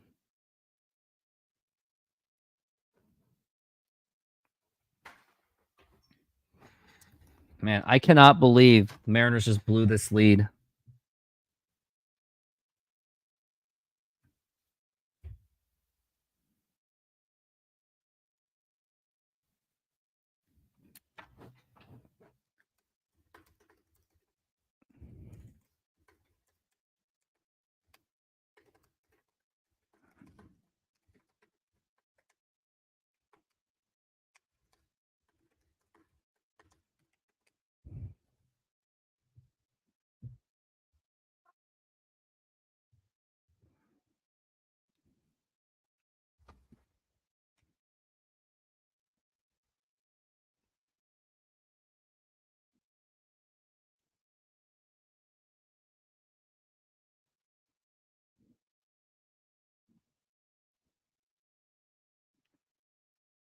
Just absolute ridiculousness going on. The team continues to be pathetic. And to say that this team is pathetic is an absolute understatement. John Stanton selling the team? That ain't going to happen. And who else is going to buy this team? This team is not only run by John Stanton, but it's also run by board members and a bunch of minority owners that also don't give a hoot about this team. And now here is the pitch to Julio. And that is inside for a ball. And personally, as much as that was inside, I think the only way the Mariners can win this game is if any pitch is inside, just step into it. Just step into it. Take one for the team. And now here's the pitch. Now here's a line drive, and that is going to be fair ball. And Julio Rodriguez maybe will get a double. He's going to second base. He will get the double. And Mariners have a runner in scoring position with no outs. And with still the middle part of your lineup, what can possibly go wrong? A lot can go wrong.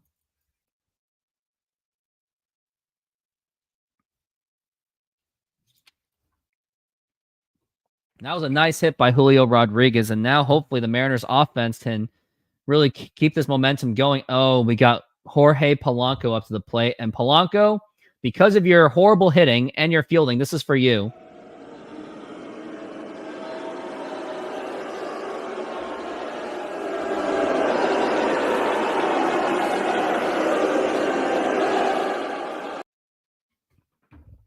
He's batting .213 so far. And now the pitch, and that's a ground ball foul. Strikeout, pop out, ground out, and a pop out. You know, if that is correct the entire time, Flick, if you get that nailed, I will stop playing commercials for the rest of the day. How's that? And now here's the pitch. And now here's a fly ball to right field. That's not going to get it done. Is Julio going to be tagging? And Julio is tagging. He's going to third base, and he gets in there easily. And so, yeah, Flick, it snapped already. Sorry, buddy. But Julio had a really nice hit. Now he's on third base. And you can tell that he is just not 100%. Like, he's just not there yet. You know what I want to do? Let's just do a bunt. Just bunt the dang ball. It's Luke Raley. He's got the speed. So why not? Bunt the ball.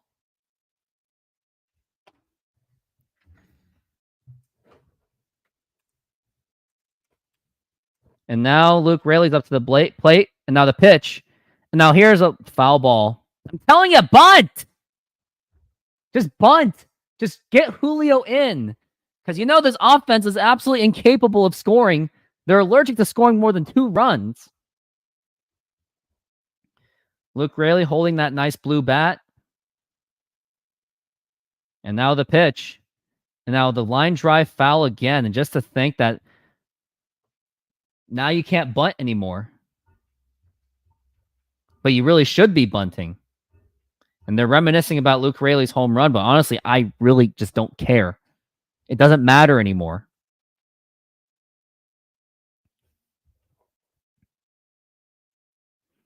And now we're looking at the 0-2, and now the pitch. And that is up high for a ball, 1-2.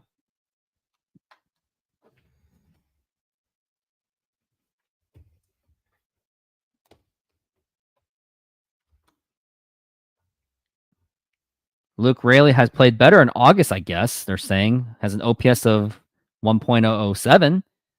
And now we're looking at the 1-2. Umpire calls for time. Paul Skeens is on 88 pitches so far.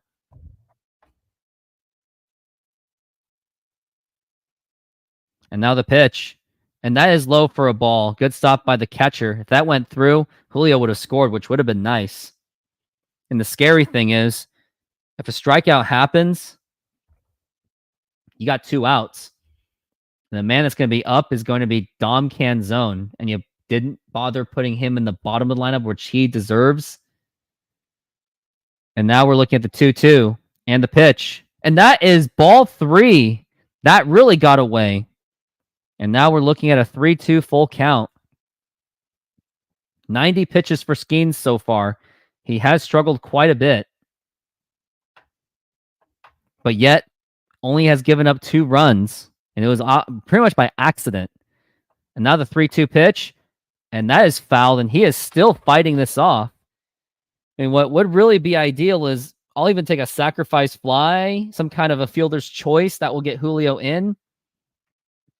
Got Jalen Beeks in the bullpen.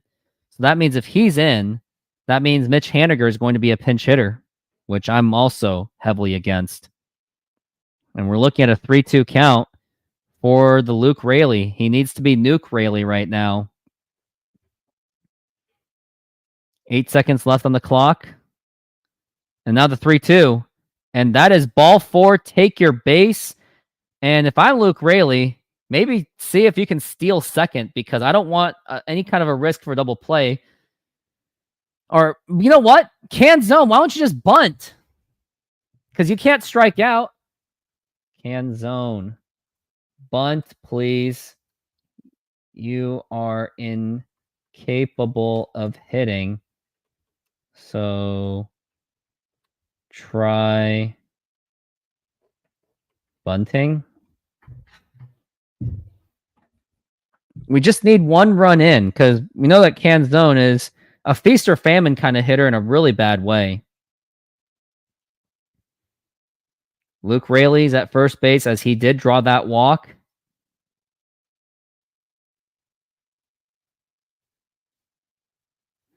Looking at a 3-2 game so far. Here in the top of the 6th inning. And now Canzone's up to the plate. And now the pitch. And now here's a ground ball. Going to be a double play ball. The throw to first, and it's in time. And what'd I tell you? I told you to bunt. Another wasted effort by Julio. And you even saw a lack of hustle from Canzone. Canzone really showed no hustle. This is beyond frustrating. He could have at least bunt, and Julio scores. Where is the strategy and the approach?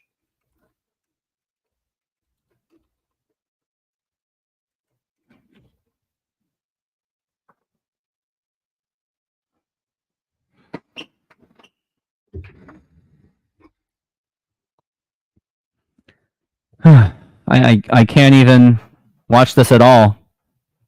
A wasted effort by Julio.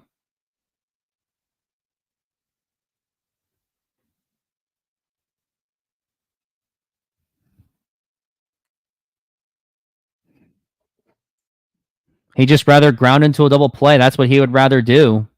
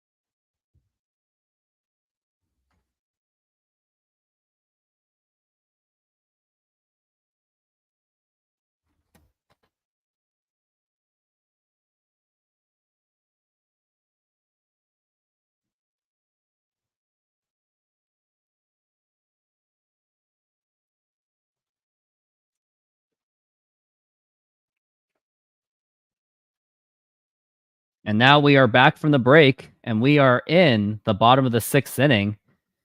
And this game has just been an absolute disaster. Showing the retired numbers they are, I can only recognize Roberto Clemente, and I would assume really Stargell's are also in there. The pitch, and that is upstairs for a ball. This is Isaiah Kiner. And what's frustrating was they should have intentionally walked him. This game would probably still be maybe a 2-1 game still. And now the pitch by Logan Gilbert. And that's going to be a foul ball, strike 1.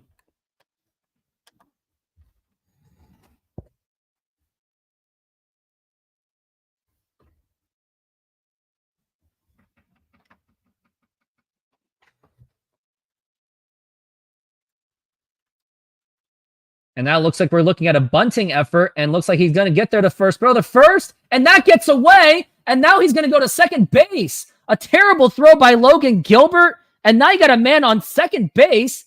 And here, I have an easy solution for you, Logan. Please intentionally walk. Please.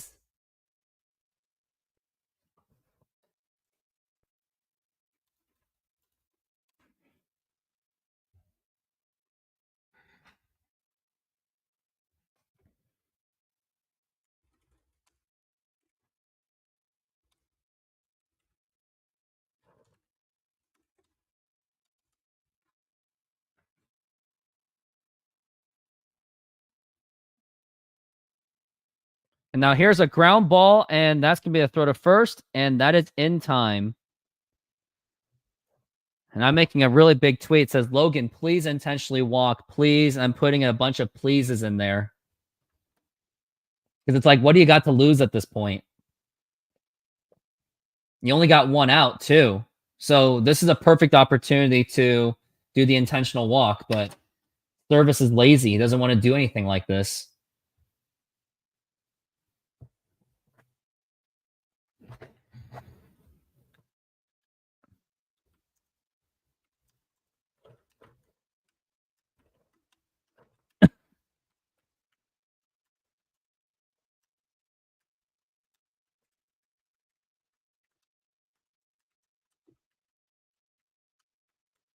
The pitch. Swing and a miss, strike 1. And we're looking at a 1-1 so far.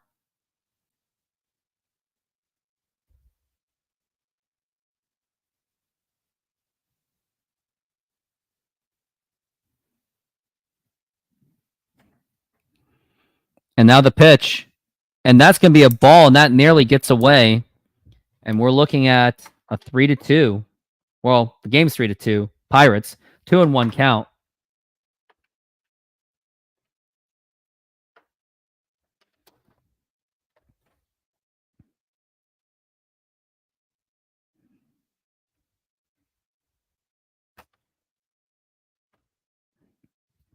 And now the pitch. And that's going to be low for a ball. 3-1.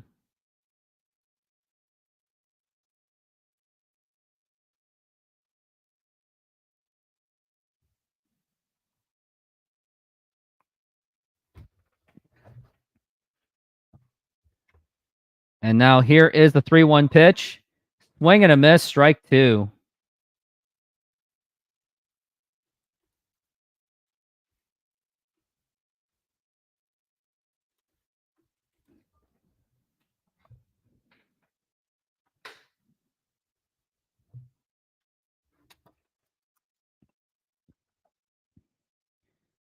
And we're looking at a 3-2, and the time's been called. And do we have a balk going on or some kind of exchange going on with the umpire?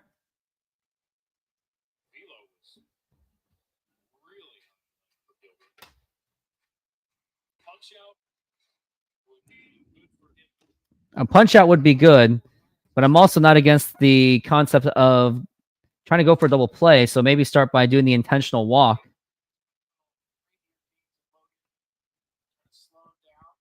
Yeah, I mean, we're seeing all this small ball, and Scott Service doesn't seem to grasp it at all. He's a very egotistical, arrogant, you-know-what. It's a terrible manager. And now the pitch. And strike 3 called, and we got 2 outs right now. De La Cruz showing that little smile of disbelief, I guess. You don't like to see this from Pirates standpoint. You went from a 3-1 count to, and that's a ball that you have the chance. You can fight this one off. But he is not looking for it. Brian De La Cruz is saying no. It's right on the edge. It doesn't go his way.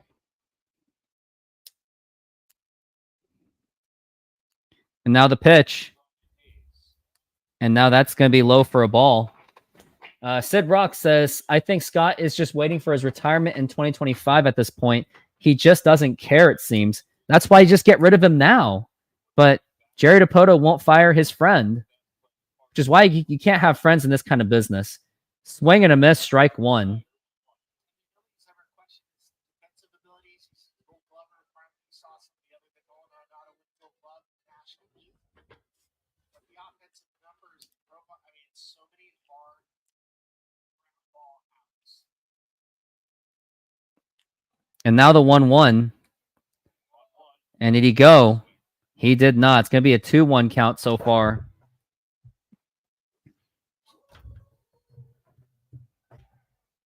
Maybe he went around that one. Yeah, but then the Mariners pretty much offset that anyway. And now the pitch. And that's going to be in there for a strike, and that's going to be a 2-2 count.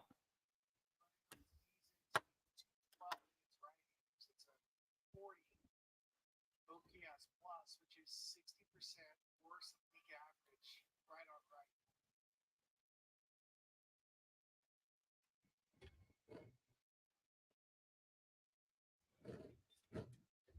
And we're looking at a 2-2 for Hayes. And now the pitch. Now here's a ground ball light to Leo Rivas, a throw to first. And that is in time, and that's going to retire the side. We go to the top of the 7th inning. Mariners are still trailing. It looks like Paul Skeen's night is over. SoFi is an online bank and a personal financing company offering financial diverse products. They hold the naming rights to the home of the Los Angeles Rams and the Los Angeles Chargers, named SoFi Stadium. They offer amazing checking and savings accounts where you can get up to 4.6% on savings accounts. There are no monthly fees to maintain the accounts, and they have over 55,000 no-fee ATMs around the United States. You even have access to a budgeting program, stock trading, and insurance programs. Join SoFi and get $25 for joining and or $25 for opening a stock trading account. Links are available in the description. And thank you. And lastly, I am not a financial advisor, so either find a professional financial advisor or go with your own gut.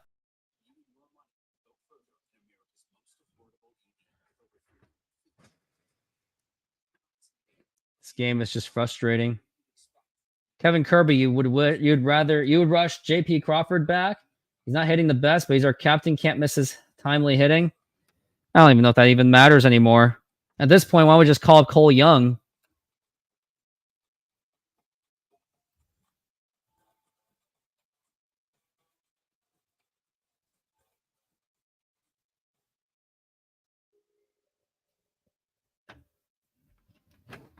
And it looks like White Sox have the bases loaded right now with 1 out. I mean, they'll probably hit into a double play anyway, so does it really matter?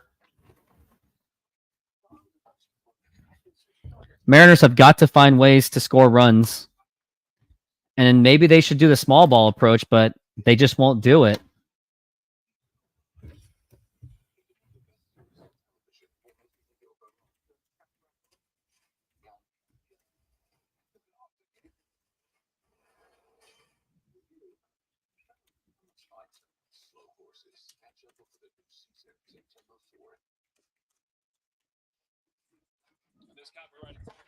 All the Mariners want to do, they just want to keep hitting for home runs. They don't want to play small ball.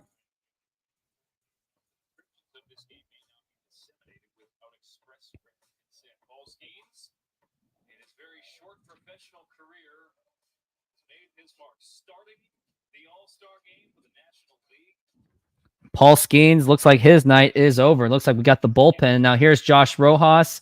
First pitch and fouled. I mean, it's just frustrating that Mariners can't even hit on a fastball.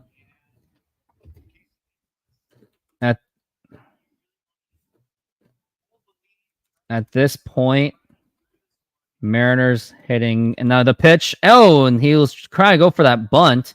I wouldn't have gone for it until you got to first base or something like that if someone was on first.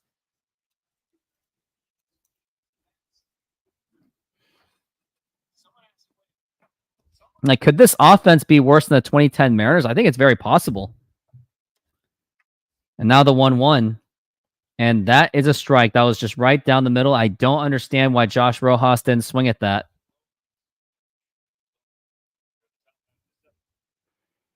He's batting .231 with 6 home runs. We're looking at a 1-2, the pitch. Now here's a ground ball right to the second baseman. The toss over the first, and that is in time.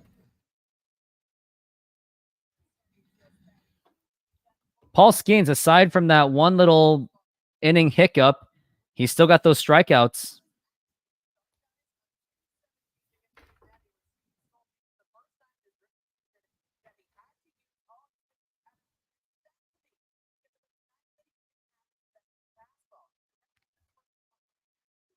And now the pitch. And that is outside for a ball. And this is Leo Rivas. He's batting 188. 0 for 1, but he does have a walk, so I think the best he can do is just walk. And now the pitch. And that is a strike, and somehow the umpire bought whatever the catcher was selling. He really sold it to him on that frame job. It's 3-2. And that's going to be inside for a ball.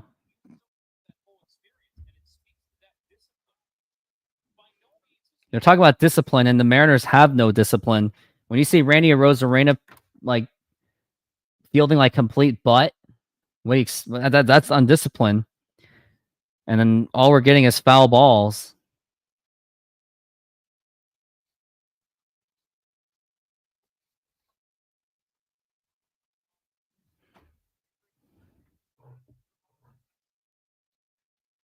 And looks like the White Sox are on the board.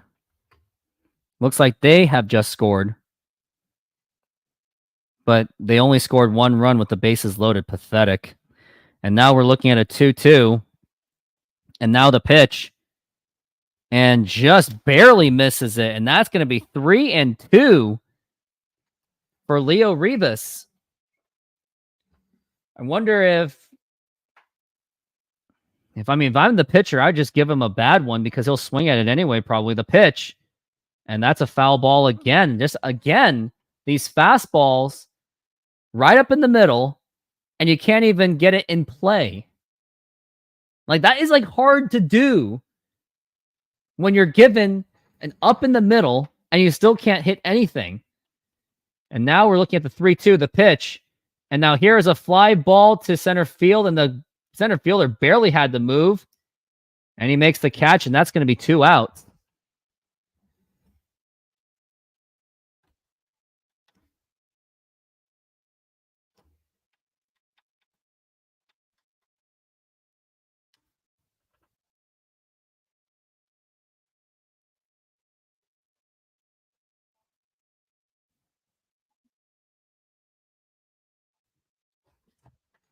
And now here is Robles, and a horrible swing and a miss, and that is going to be strike 1.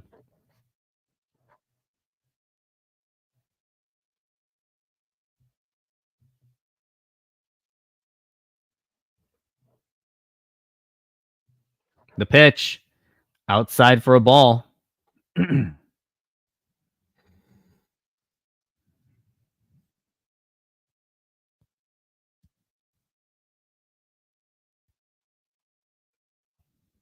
Victor Robles is batting .247, and the 1-1. And a check swing. Yes, he did go. No, he did not go. So that's going to be a 2-1 count on Victor Robles. But Victor Robles has got to hit it like it doesn't even matter. You just got to go for that home run. Like, I know you can't really hit home runs, but you got to get something. And now the pitch. And there's a fly ball, and that's obviously not going to get it done. And he is going to make the catch, and that's going to retire the side once again. And the Mariners are going to go into the 8th inning. But right now we're going to the bottom of the 7th inning. And let's get up on your feet for Take Me Out to the Ball Game. Take me out to the ball game. Take me out to the crowd. Buy me some peanuts and Cracker Jacks. I don't care if I ever get back, so let's root for the Mariners. If they don't win, it's a shame. It's already a shame. They've pretty much lost this game. For it's 1, 2, 3 strikes, you're out at the old ball game. And now it just gets worse. The only thing good about this show is I've actually gotten more than 5 viewers at a time. But that's about it. Aside from this game has just been a complete disaster for the Mariners. So much I gotta play SeatGeek. SeatGeek is a mobile ticketing app for sporting events, concerts, and other events. They make the buying experience easier by the app ranking each ticket from 0 to 10 to see if you are getting a good deal, and you can see exactly where you are sitting. I regularly use that app, and I have had nothing but a fantastic experience with SeatGeek. Use my promo code RoofTopSports to get $20 off of your first purchase. Link to the code, app, and website will be in the description, so take advantage, and thank you. Yep. And use that promo code RoofTopSports if you want to see the Mariners get their asses whooped.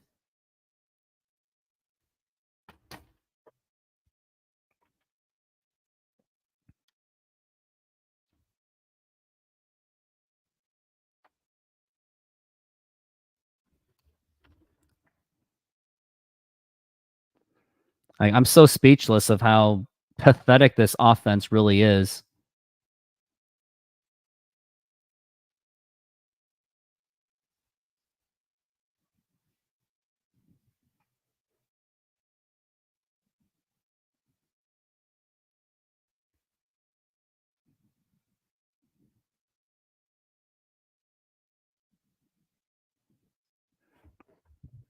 Bottom of the 7th inning.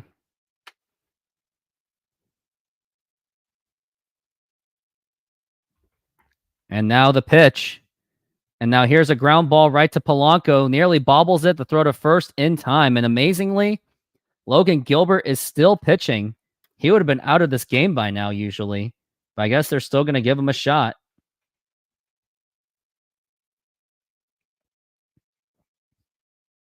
I hate to say it. No, I can't say it.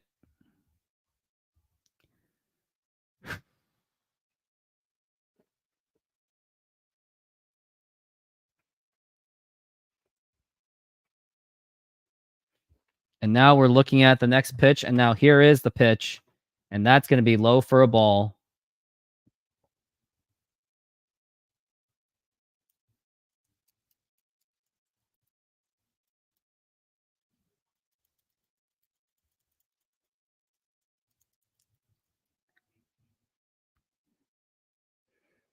And now the pitch.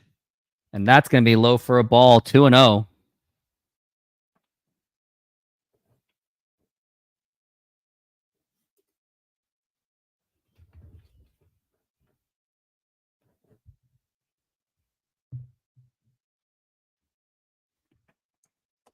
And now the 2-0 pitch. And that's going to be 3-0. And I think if Logan Gilbert walks this guy, I think he's going to get pulled out of this game. And it really would not surprise me. He has not been at his best today. Yeah, I think he's going to walk him. I think that's going to happen. And now the pitch. And that is a strike. We're looking at 94 pitches so far.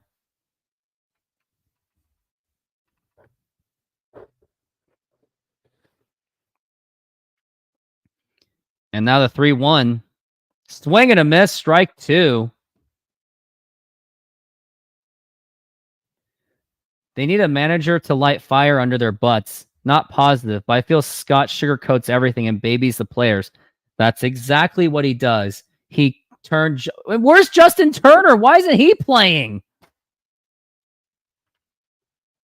Oh, because matchup BS crap. Blah, blah. Just ridiculous. And now the 3-2 pitch. And that is low for ball 4. And I think that's going to do it for Logan Gilbert. You're going to see probably Scott Service coming out of the dugout, and he's probably going to pull him out.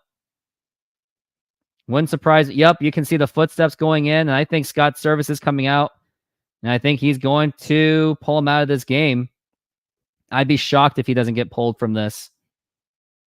Yep, and that is going to be it for Logan Gilbert. 96 pitches. He did what he could, with the exception of giving up those runs. And now we go to the bullpen. I mean, this time I think I'm still conflicted because Scott Service did burn up 2 of our best relief pitchers from the last 2 days. So it's not like you really have much options at this point.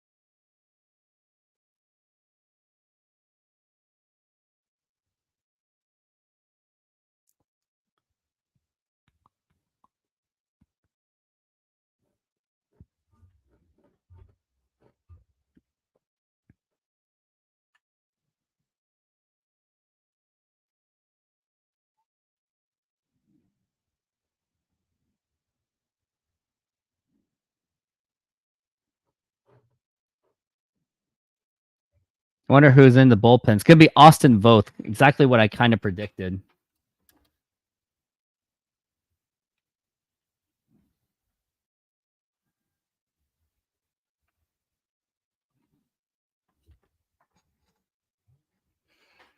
And we are back from the break. Logan Gilbert with 6 innings pitched. They did pretty much about the same. They both gave up runs. They both got the same amount of strikeouts. And now he's going to be suffering the fate that he may lose this game or at best get a no decision to pitch. And that is a strike by Austin Voth. Austin Voth, probably one of the more better mid-level relief pitchers on the Mariners right now. But he has a 2-4 record with a 2.96 ERA. But he does not walk that much. The pitch. And that's a check swing. Did he go? He did not. So that's going to be 1-1.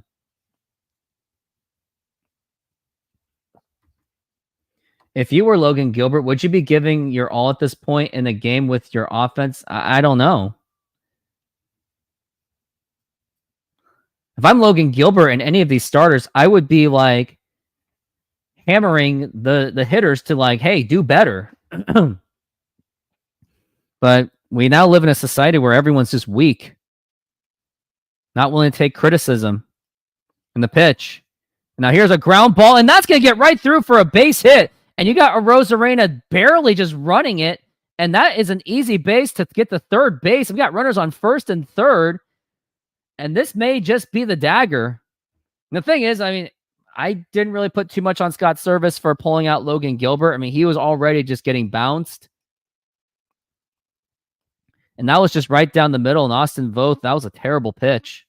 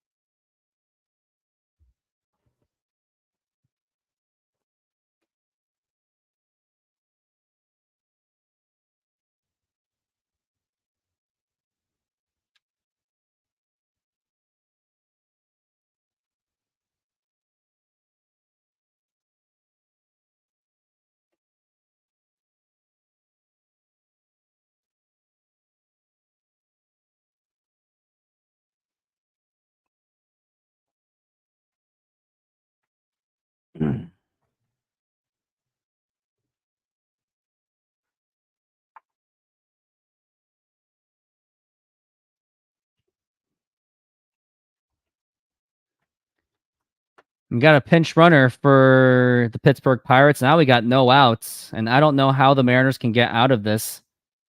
It's just a feeling of apathy for this team. Like, I don't know what's going to fix this team. I mean, and now we got Brian Reynolds up to the plate, and it just gets worse. And now the pitch, and that's going to be a foul back. And we got strike one. Honestly, I would actually intentionally walk him just to load the bases. And you saw Randy Arozarena showing no sense of urgency on that defense. And we're looking at the 0-1. And the pitch. Swing and a miss, strike two. Let's see if he can get him out on an 0-2. That was a nice pitch by Austin Voth. Hopefully he can do it again. And we're looking at the 0-2. And now the pitch. And that's going to be low for a ball. Hits the dirt.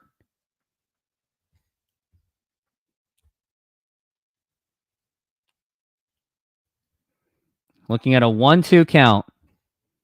And I'm telling you, like, I hate saying it. I'm really tired of criticizing Scott Service. I really wish he was good at his job. I wish his tactics were. The pitch, swing and a miss, strike three, and that's going to go down as Brian Reynolds. And now we got two outs.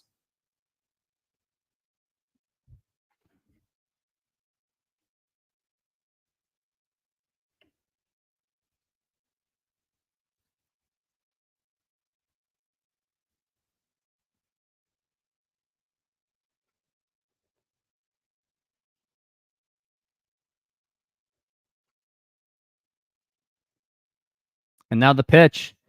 And that's going to be low for a ball.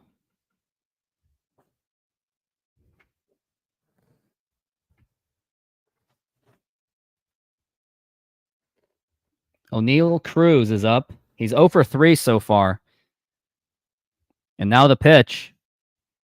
And that is a strike. 2 outs so far.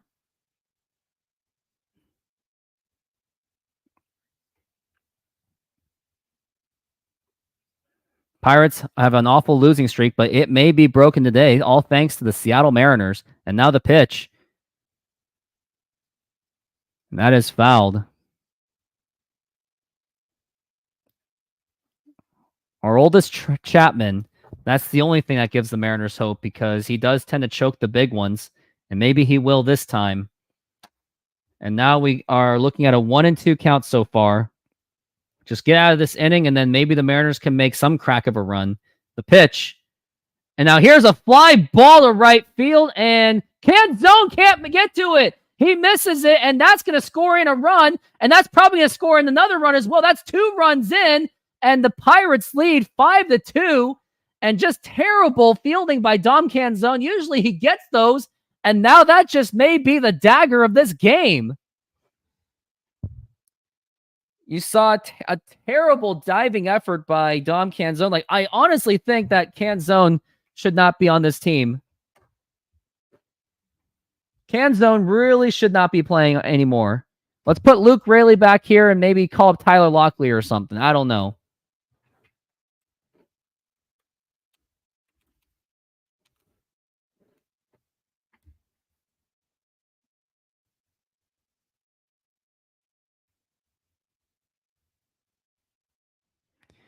I think you got to get rid of Dom Canzone.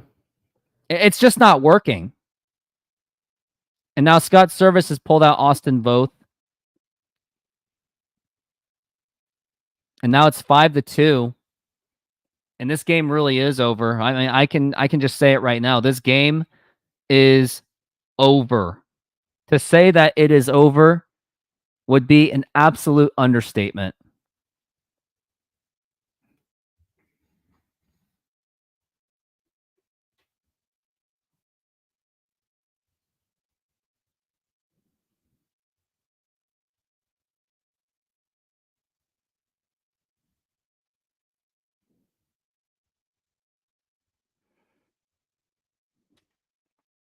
I just don't understand at all.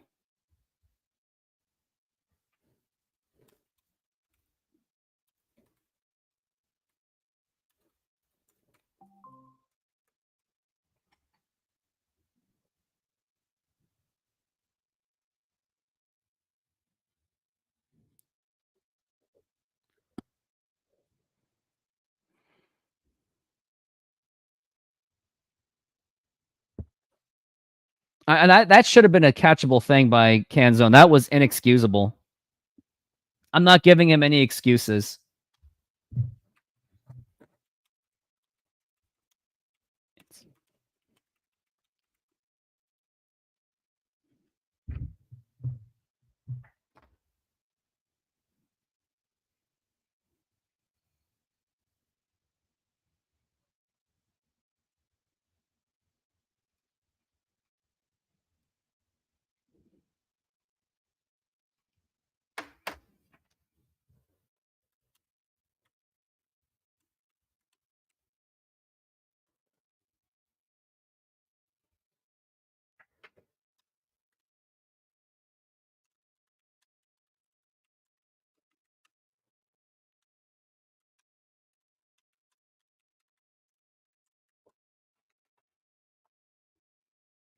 I'm just absolutely speechless how this game is going. Now here is JT Chargois, and now the pitch, and that is a strike.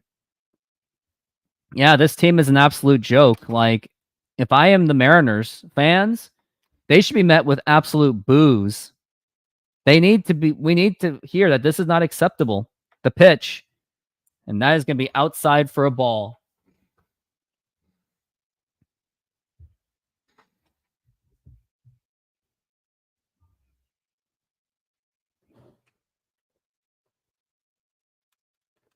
And now here's a fly ball to right field and Canzone.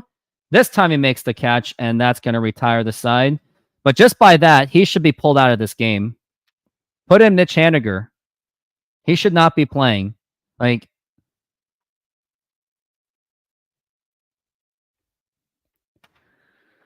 I don't know how Mariners can come back from this. I really don't.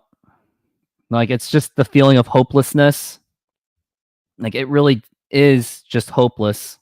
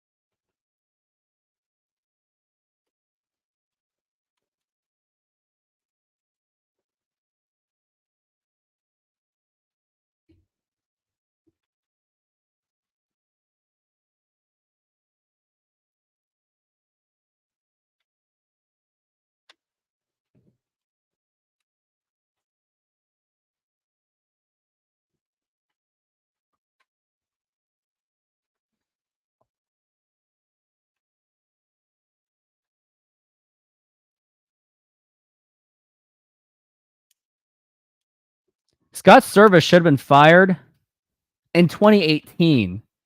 Because here's the thing. Scott Service had Robinson Cano in his prime, well, maybe a little bit past his prime, when he was juicing at least. Nelson Cruz, Kyle Seager in his prime, Felix Hernandez, Edwin Diaz, had all these players, and yet they still couldn't even break 90 wins. That should have been a fireable offense right there. And the fact that he somehow allowed the team to blow like some significant lead, at least in the wild card. He needs to go. He should have been gone after 18. I'd still boo Canzone for that horrible at bat. At least Chicago is beating up on Houston. It doesn't even matter. It doesn't even matter if Chicago's winning. Houston's going to come back anyway. And here's the thing. Houston only loses when the Mariners lose anyway. So the Astros know exactly when to lose. They just do. And now we got Chapman on the mound. Mariners are down by 3. It would take more than a miracle for the Mariners to win. And now here is Rosarena, the pitch, and that's going to be a ball.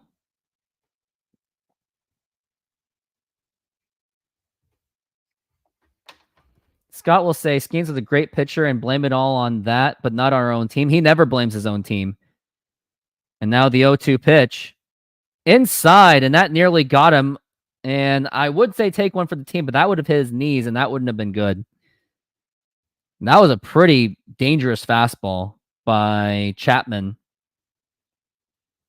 Chapman was actually on the Texas Rangers last year. The only thing that's really keeping him in this league is he has an insane fastball that goes up to 105, and he somehow still has the longevity.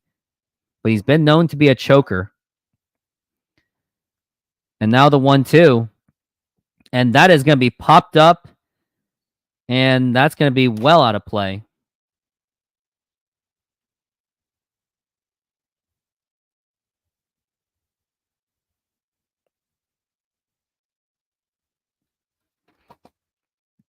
Chapman with 20 strikeouts. He has the most among left-handed relievers in baseball history. And now here is the 1-2 pitch. And why did he swing at that? Strike 3, but he strikes out, but Arozarena gets to first base, and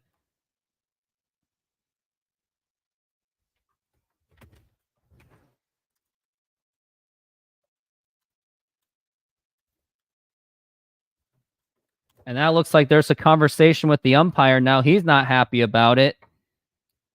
I wonder what this argument is all about. I'm going to take a look and listen.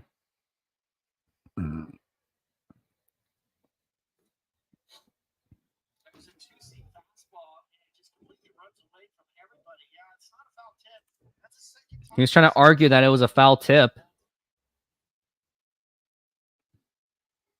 There's nothing much to review at all.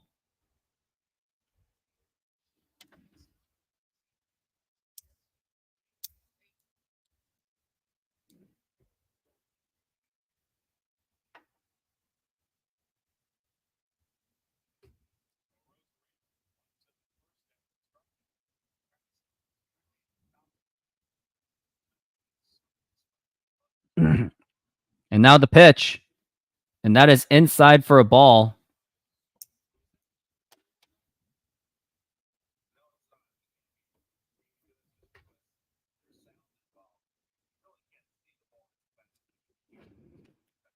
And now we're looking at the 1-0 count. Pirates are up. And the throw to first. Nearly got Arozarena out. And if Arozarena got thrown out at first, I would have just turned off this game.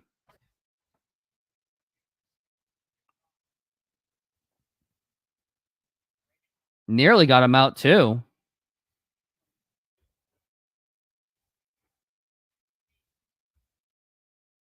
You really can't afford it. And Arozarena is taking way too big of a lead. And now the pitch. And now here's a ground ball. Going to be a double play ball. Throw to second, throw to first. In time, double play.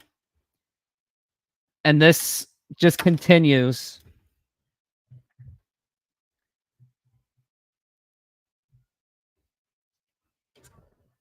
This isn't even frustrating anymore.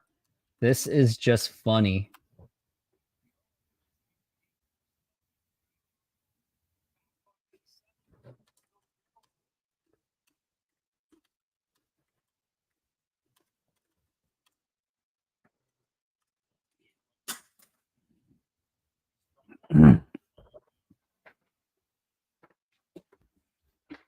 And if there's anyone that would like to vent their frustrations, I will send a link for you to come on my show, and I'll let you express exactly how you feel.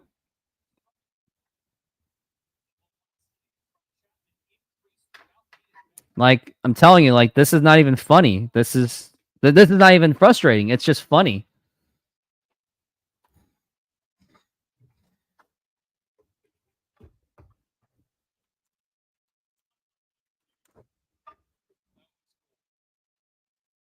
And now the pitch. And that is inside for a ball. 1-2.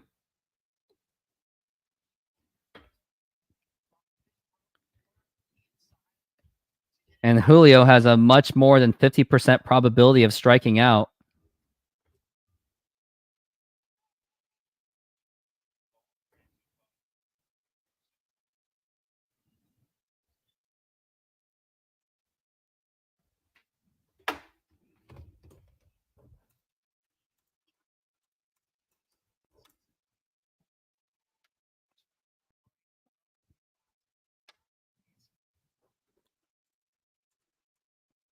The pitch. Now here's a ground ball right to second base. Throw to first, and that is in time. And that is going to retire the side. And for anyone that would like to join my show, there's my link. There's a link right there. If you would like to call into my show. In fact, I'll even give you the link if you'd like to call in, which I already did actually, so never mind.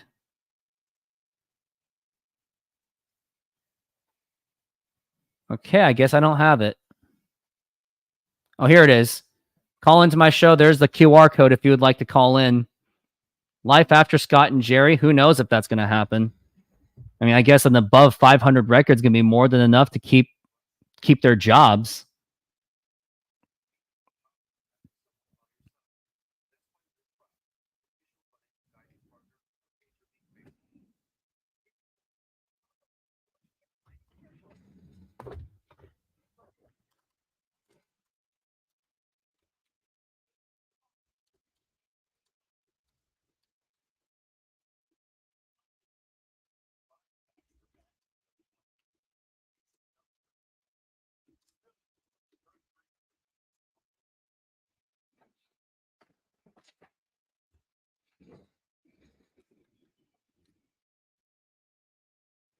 And the worst part of this, the White Sox are fighting for their lives to help the Mariners, and it's still not enough.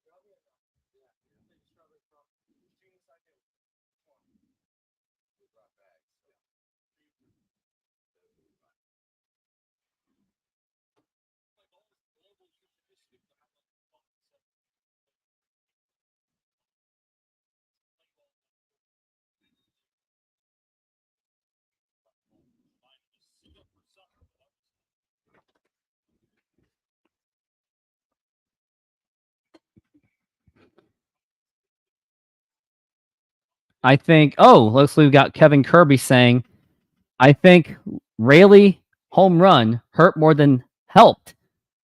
Yeah, then he kind of just got comfortable. And now here's the pitch by Thornton. And that is a strike.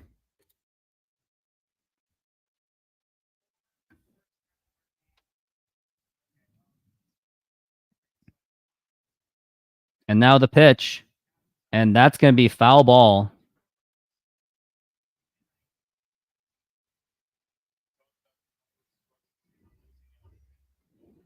Arg, shiver me timbers. Timbers, shall I say. And now the pitch. Check swing, did he go? He did not.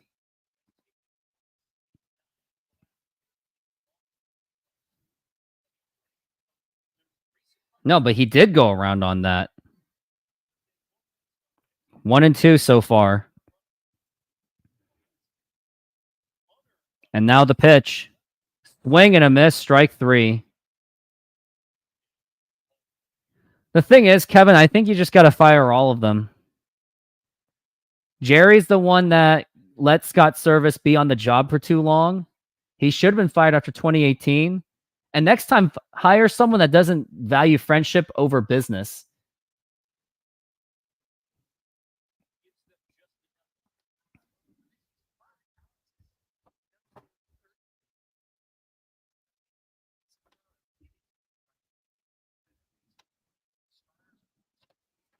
Brian De La Cruz. And now the pitch. And that's a check swing. That's a strike.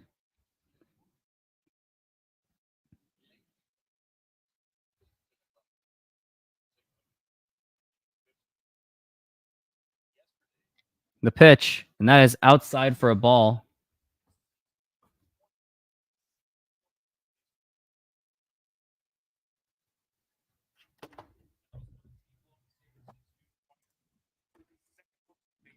And now here's a line drive, and that is going to drop in for a base hit.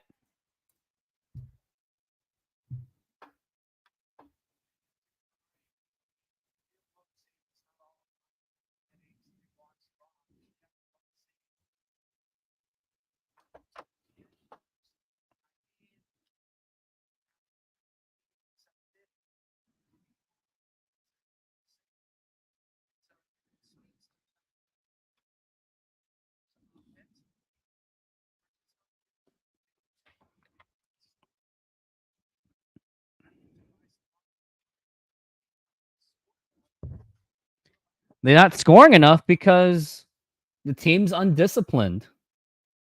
Their approaches are terrible. There's no strategy.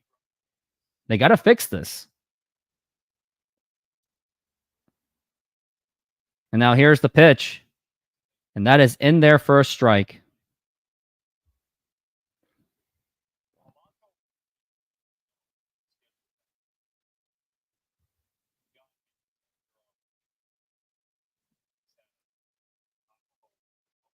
I think Haniger is probably going to be pinch hit. But Canzone's got to go. Canzone really shouldn't even be on this team anymore. Now the pitch. Swing and a miss, strike 3. Another strikeout for Trent Thornton, and we got 2 down.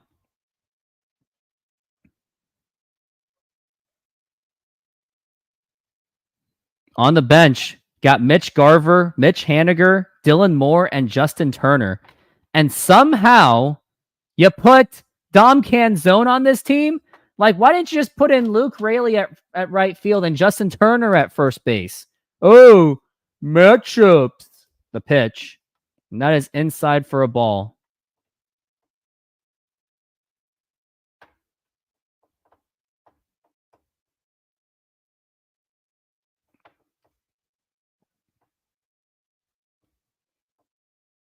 The pitch. And that is a strike.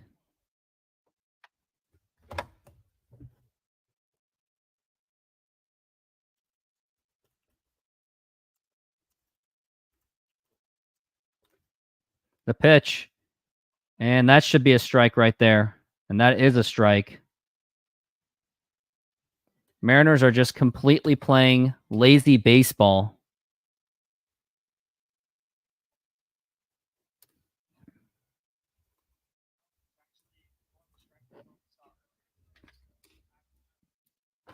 And we're looking at the 1 and 2. Runner goes. And now the ground ball right to Luke Raley. He steps on it.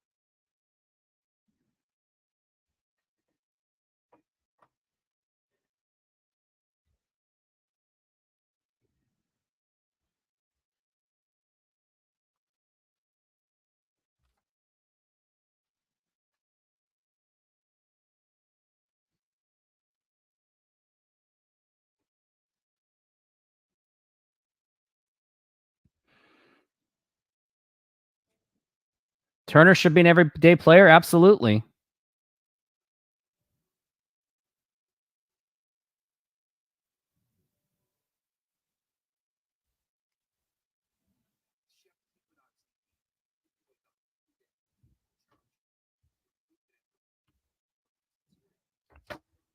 How the Mariners would it be to get swept by the Pirates? Then sweep the Dodgers like we did. I don't want to think about the Dodgers series right now. Don't even get me started.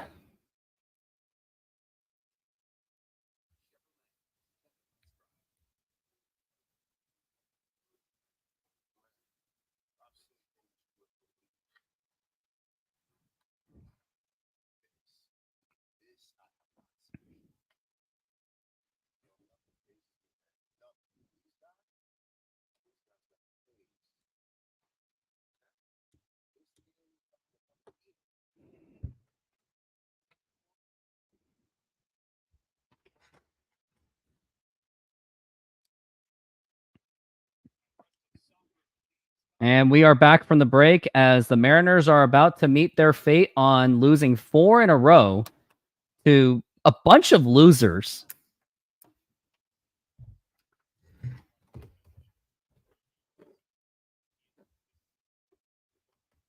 And just to think that the Pirates are about to end their 10-game skid. They're on the verge. And great, they're doing the lefty-righty matchup on them. But regardless, I think Canzone should go. And now the pitch. And that's going to be low for a ball. We need a series win against the Pirates or we're doomed. Series win doesn't seem realistic right now. And the 1-0. And a ground ball foul. Mariners playing completely uninspired baseball. It's like they just gave up.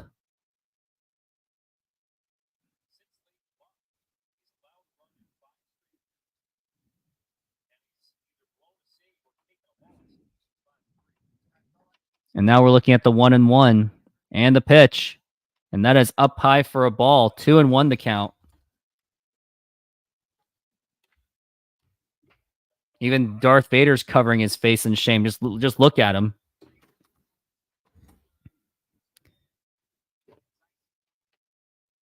And now the pitch. And now here's a fly ball to right field. And that's actually going to be gone.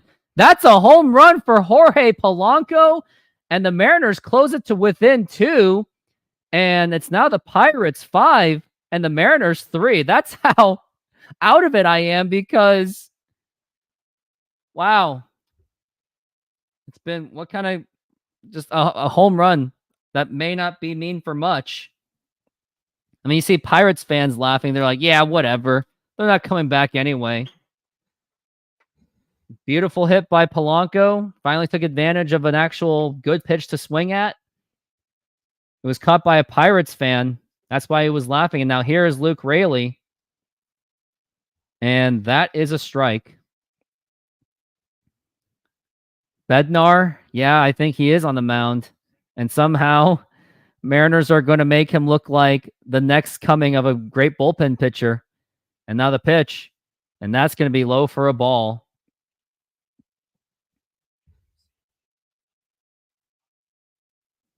We're looking at a 1-1. 1-1 count. He's batting .230 with 15 home runs. 1 for 2 with a home run is Luke Raley. And now the pitch. And that's going to be a ball once again. 2-1 the count. Jorge Polanco, that was a nice hit. And Bednar is like, dang. And now we're looking at a 2-1 for Luke Raley. And the pitch. And a swing and a miss, strike 2. 2-2 the count. And who do we got on deck? We got Luke Raley or got Dom Canzone on deck, which I don't think makes any sense. I think he should be out of this game. And now the pitch.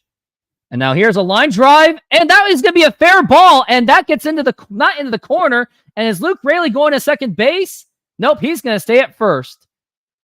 And now the tying run is at the plate, and unfortunately got Dom Canzone up to bat, so that's basically a free out for the Pirates. I mean, Mitch Haniger should be batting. He bats .231 against righties.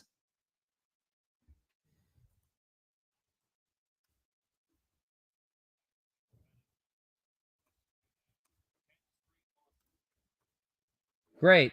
He's going to put in a guy that's garbage. And now the pitch.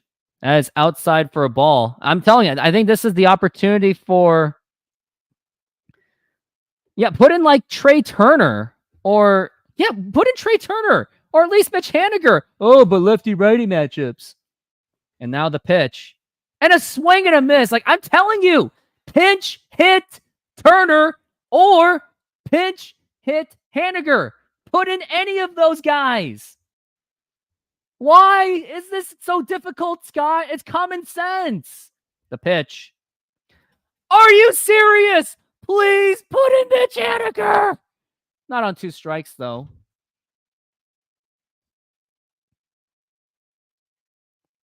Now you're just giving away outs. Like, why isn't Justin Turner playing? Like, where is Justin Turner? Where is Mitch Haniger? Why aren't they playing? I don't care about lefty righties. Stop platooning. And now the 1-2. Oh, he almost swung at that one. Yeah, Turner's not even playing, Mr. Paul Hahn. It makes no sense at all. Like, I just don't understand. Like, look at the statistics. Mitch Haniger does better against righties. He should have been playing this game, even though he's not even that good anyway. But Scott Servais platoon's got to stop the pitch. And a swing and a miss, strike 3. Like, that's exactly where you may have lost the game, because you just gave away an out. Why? Mitch Haniger or Justin Turner should be playing, not Canzone. Like, I just don't understand. Like, I just don't get it.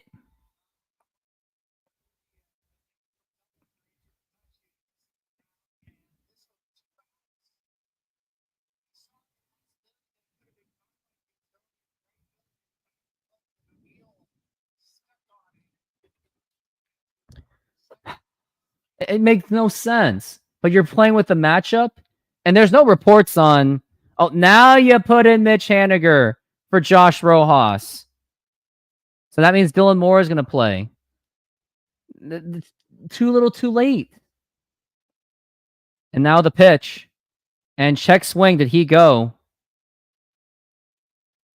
He did not go. It's going to be a 1-0 count.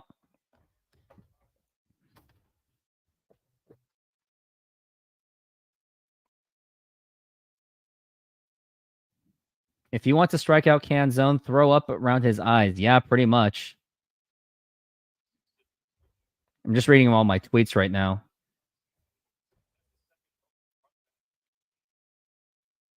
The pitch. Swing and a miss, strike 1. It was a splitter. Mitch Haniger is working on a 1-1 count so far.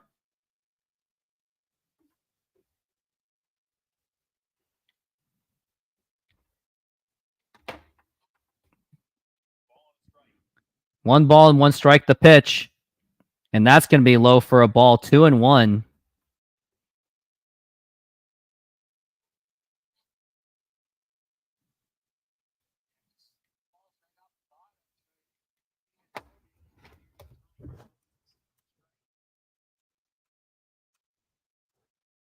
And now here is the 2-1.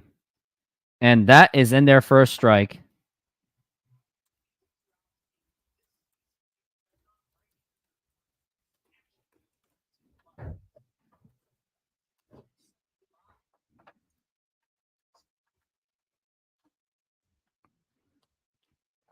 And now we're looking at a 2-2. And now the pitch. And check swing, did he go? Yes, he did go, and that's going to be strike 3, and that's going to be 2 outs. Terrible swinging by Mitch Haniger.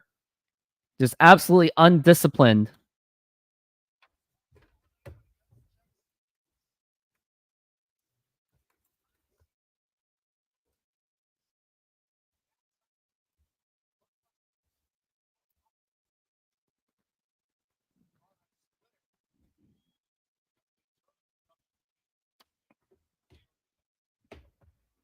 Now Justin Turner is up on the plate and about time. Like, you could have done that like 2 batters ago almost. And now here's the pitch. And a swing and a miss. And the crowd just gets louder. And this crowd is about to explode once they end their 10-game losing streak. Justin Turner does well at the PNC Park, though, since the start of 2001. And now the pitch. Up high for a ball, 1-1. This game is about to end in humiliating fashion, where the Mariners were the butts of ending a 10-game losing streak for the Pittsburgh Pirates. And now the pitch. And that's going to be low for a ball. Better plate discipline this time. Mitch Haniger was just trying to swing things at will, or he was indecisive about his swings. And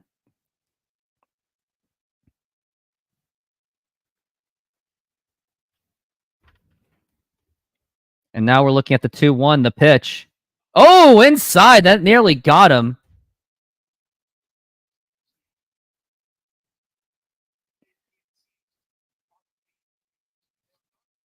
And Victor Robles is going to be... He's going to be up on the... He's going to be on deck if Turner can prolong this inning. 3-1 count so far.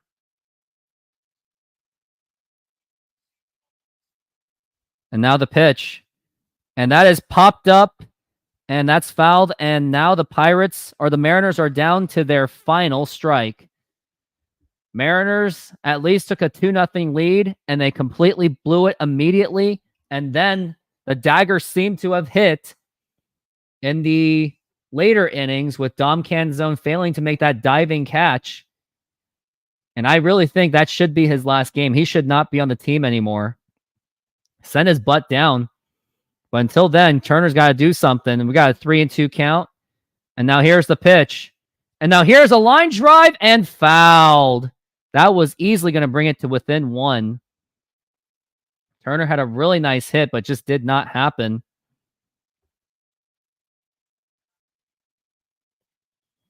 That was not that much close, but it was a really good hit, and it was hopeful. And we're going to try this again. Pirates really want to get this game over with so they can celebrate their ending of their 10-game losing streak, which is on the verge about to end within the next 7 seconds. And now here is the pitch. And that is strike 3 called, and the ball game is over. The Pirates have ended their 10-game losing streak, and it comes on the hands and at the cost of the Seattle Mariners. And must I say, this was a very frustrating game to watch. You saw a lot of lackluster efforts out of Randy Arozarena. You saw horrible swinging out of Dom Canzone. And I would say those are the 2 points of reason why the Mariners lost this game, with the aside of the bullpen not really pitching well, and Logan Gilbert kind of took his foot off the gas pedal after having a 2-0 lead. I mean, this is a team where it's just been absolutely dysfunctional. And the worst part of this, Mariners are losing to some of the worst teams in baseball. Like, if they were losing to, like, the Dodgers or, like, even the Astros, it's like, okay, fine, whatever. But they're losing the teams that are pretty much just playing for a #1 draft pick. And I can't believe Turner thought that was a ball. I thought that was a strike. But I think I'm going to call it. It seems like nobody wants to call into the show. That's fine. But to make me feel a little bit better, if you guys can donate to this channel, even just $1 will do it. Or just anything that will do. Anything you can do. Or put it on my Venmo, and I will give you the link as I sign off, because I really got to go, because I just picked up a shift at my Don't Quit Your Day job, because I'm just done for the day. I just need to just vent out my frustrations on a pizza. That's what I got to do. So I am going to call it for the rest of the day. If you'd like to help support this channel, donate to the YouTube channel on the Super Chats, or donate to the Venmo. So use one of those 2 options. But that's going to do it. I just want to say thank you very much for being on this show. Glad I was able to cover it for you on the Apple TV night. And everyone, have a good night, and go Mariners.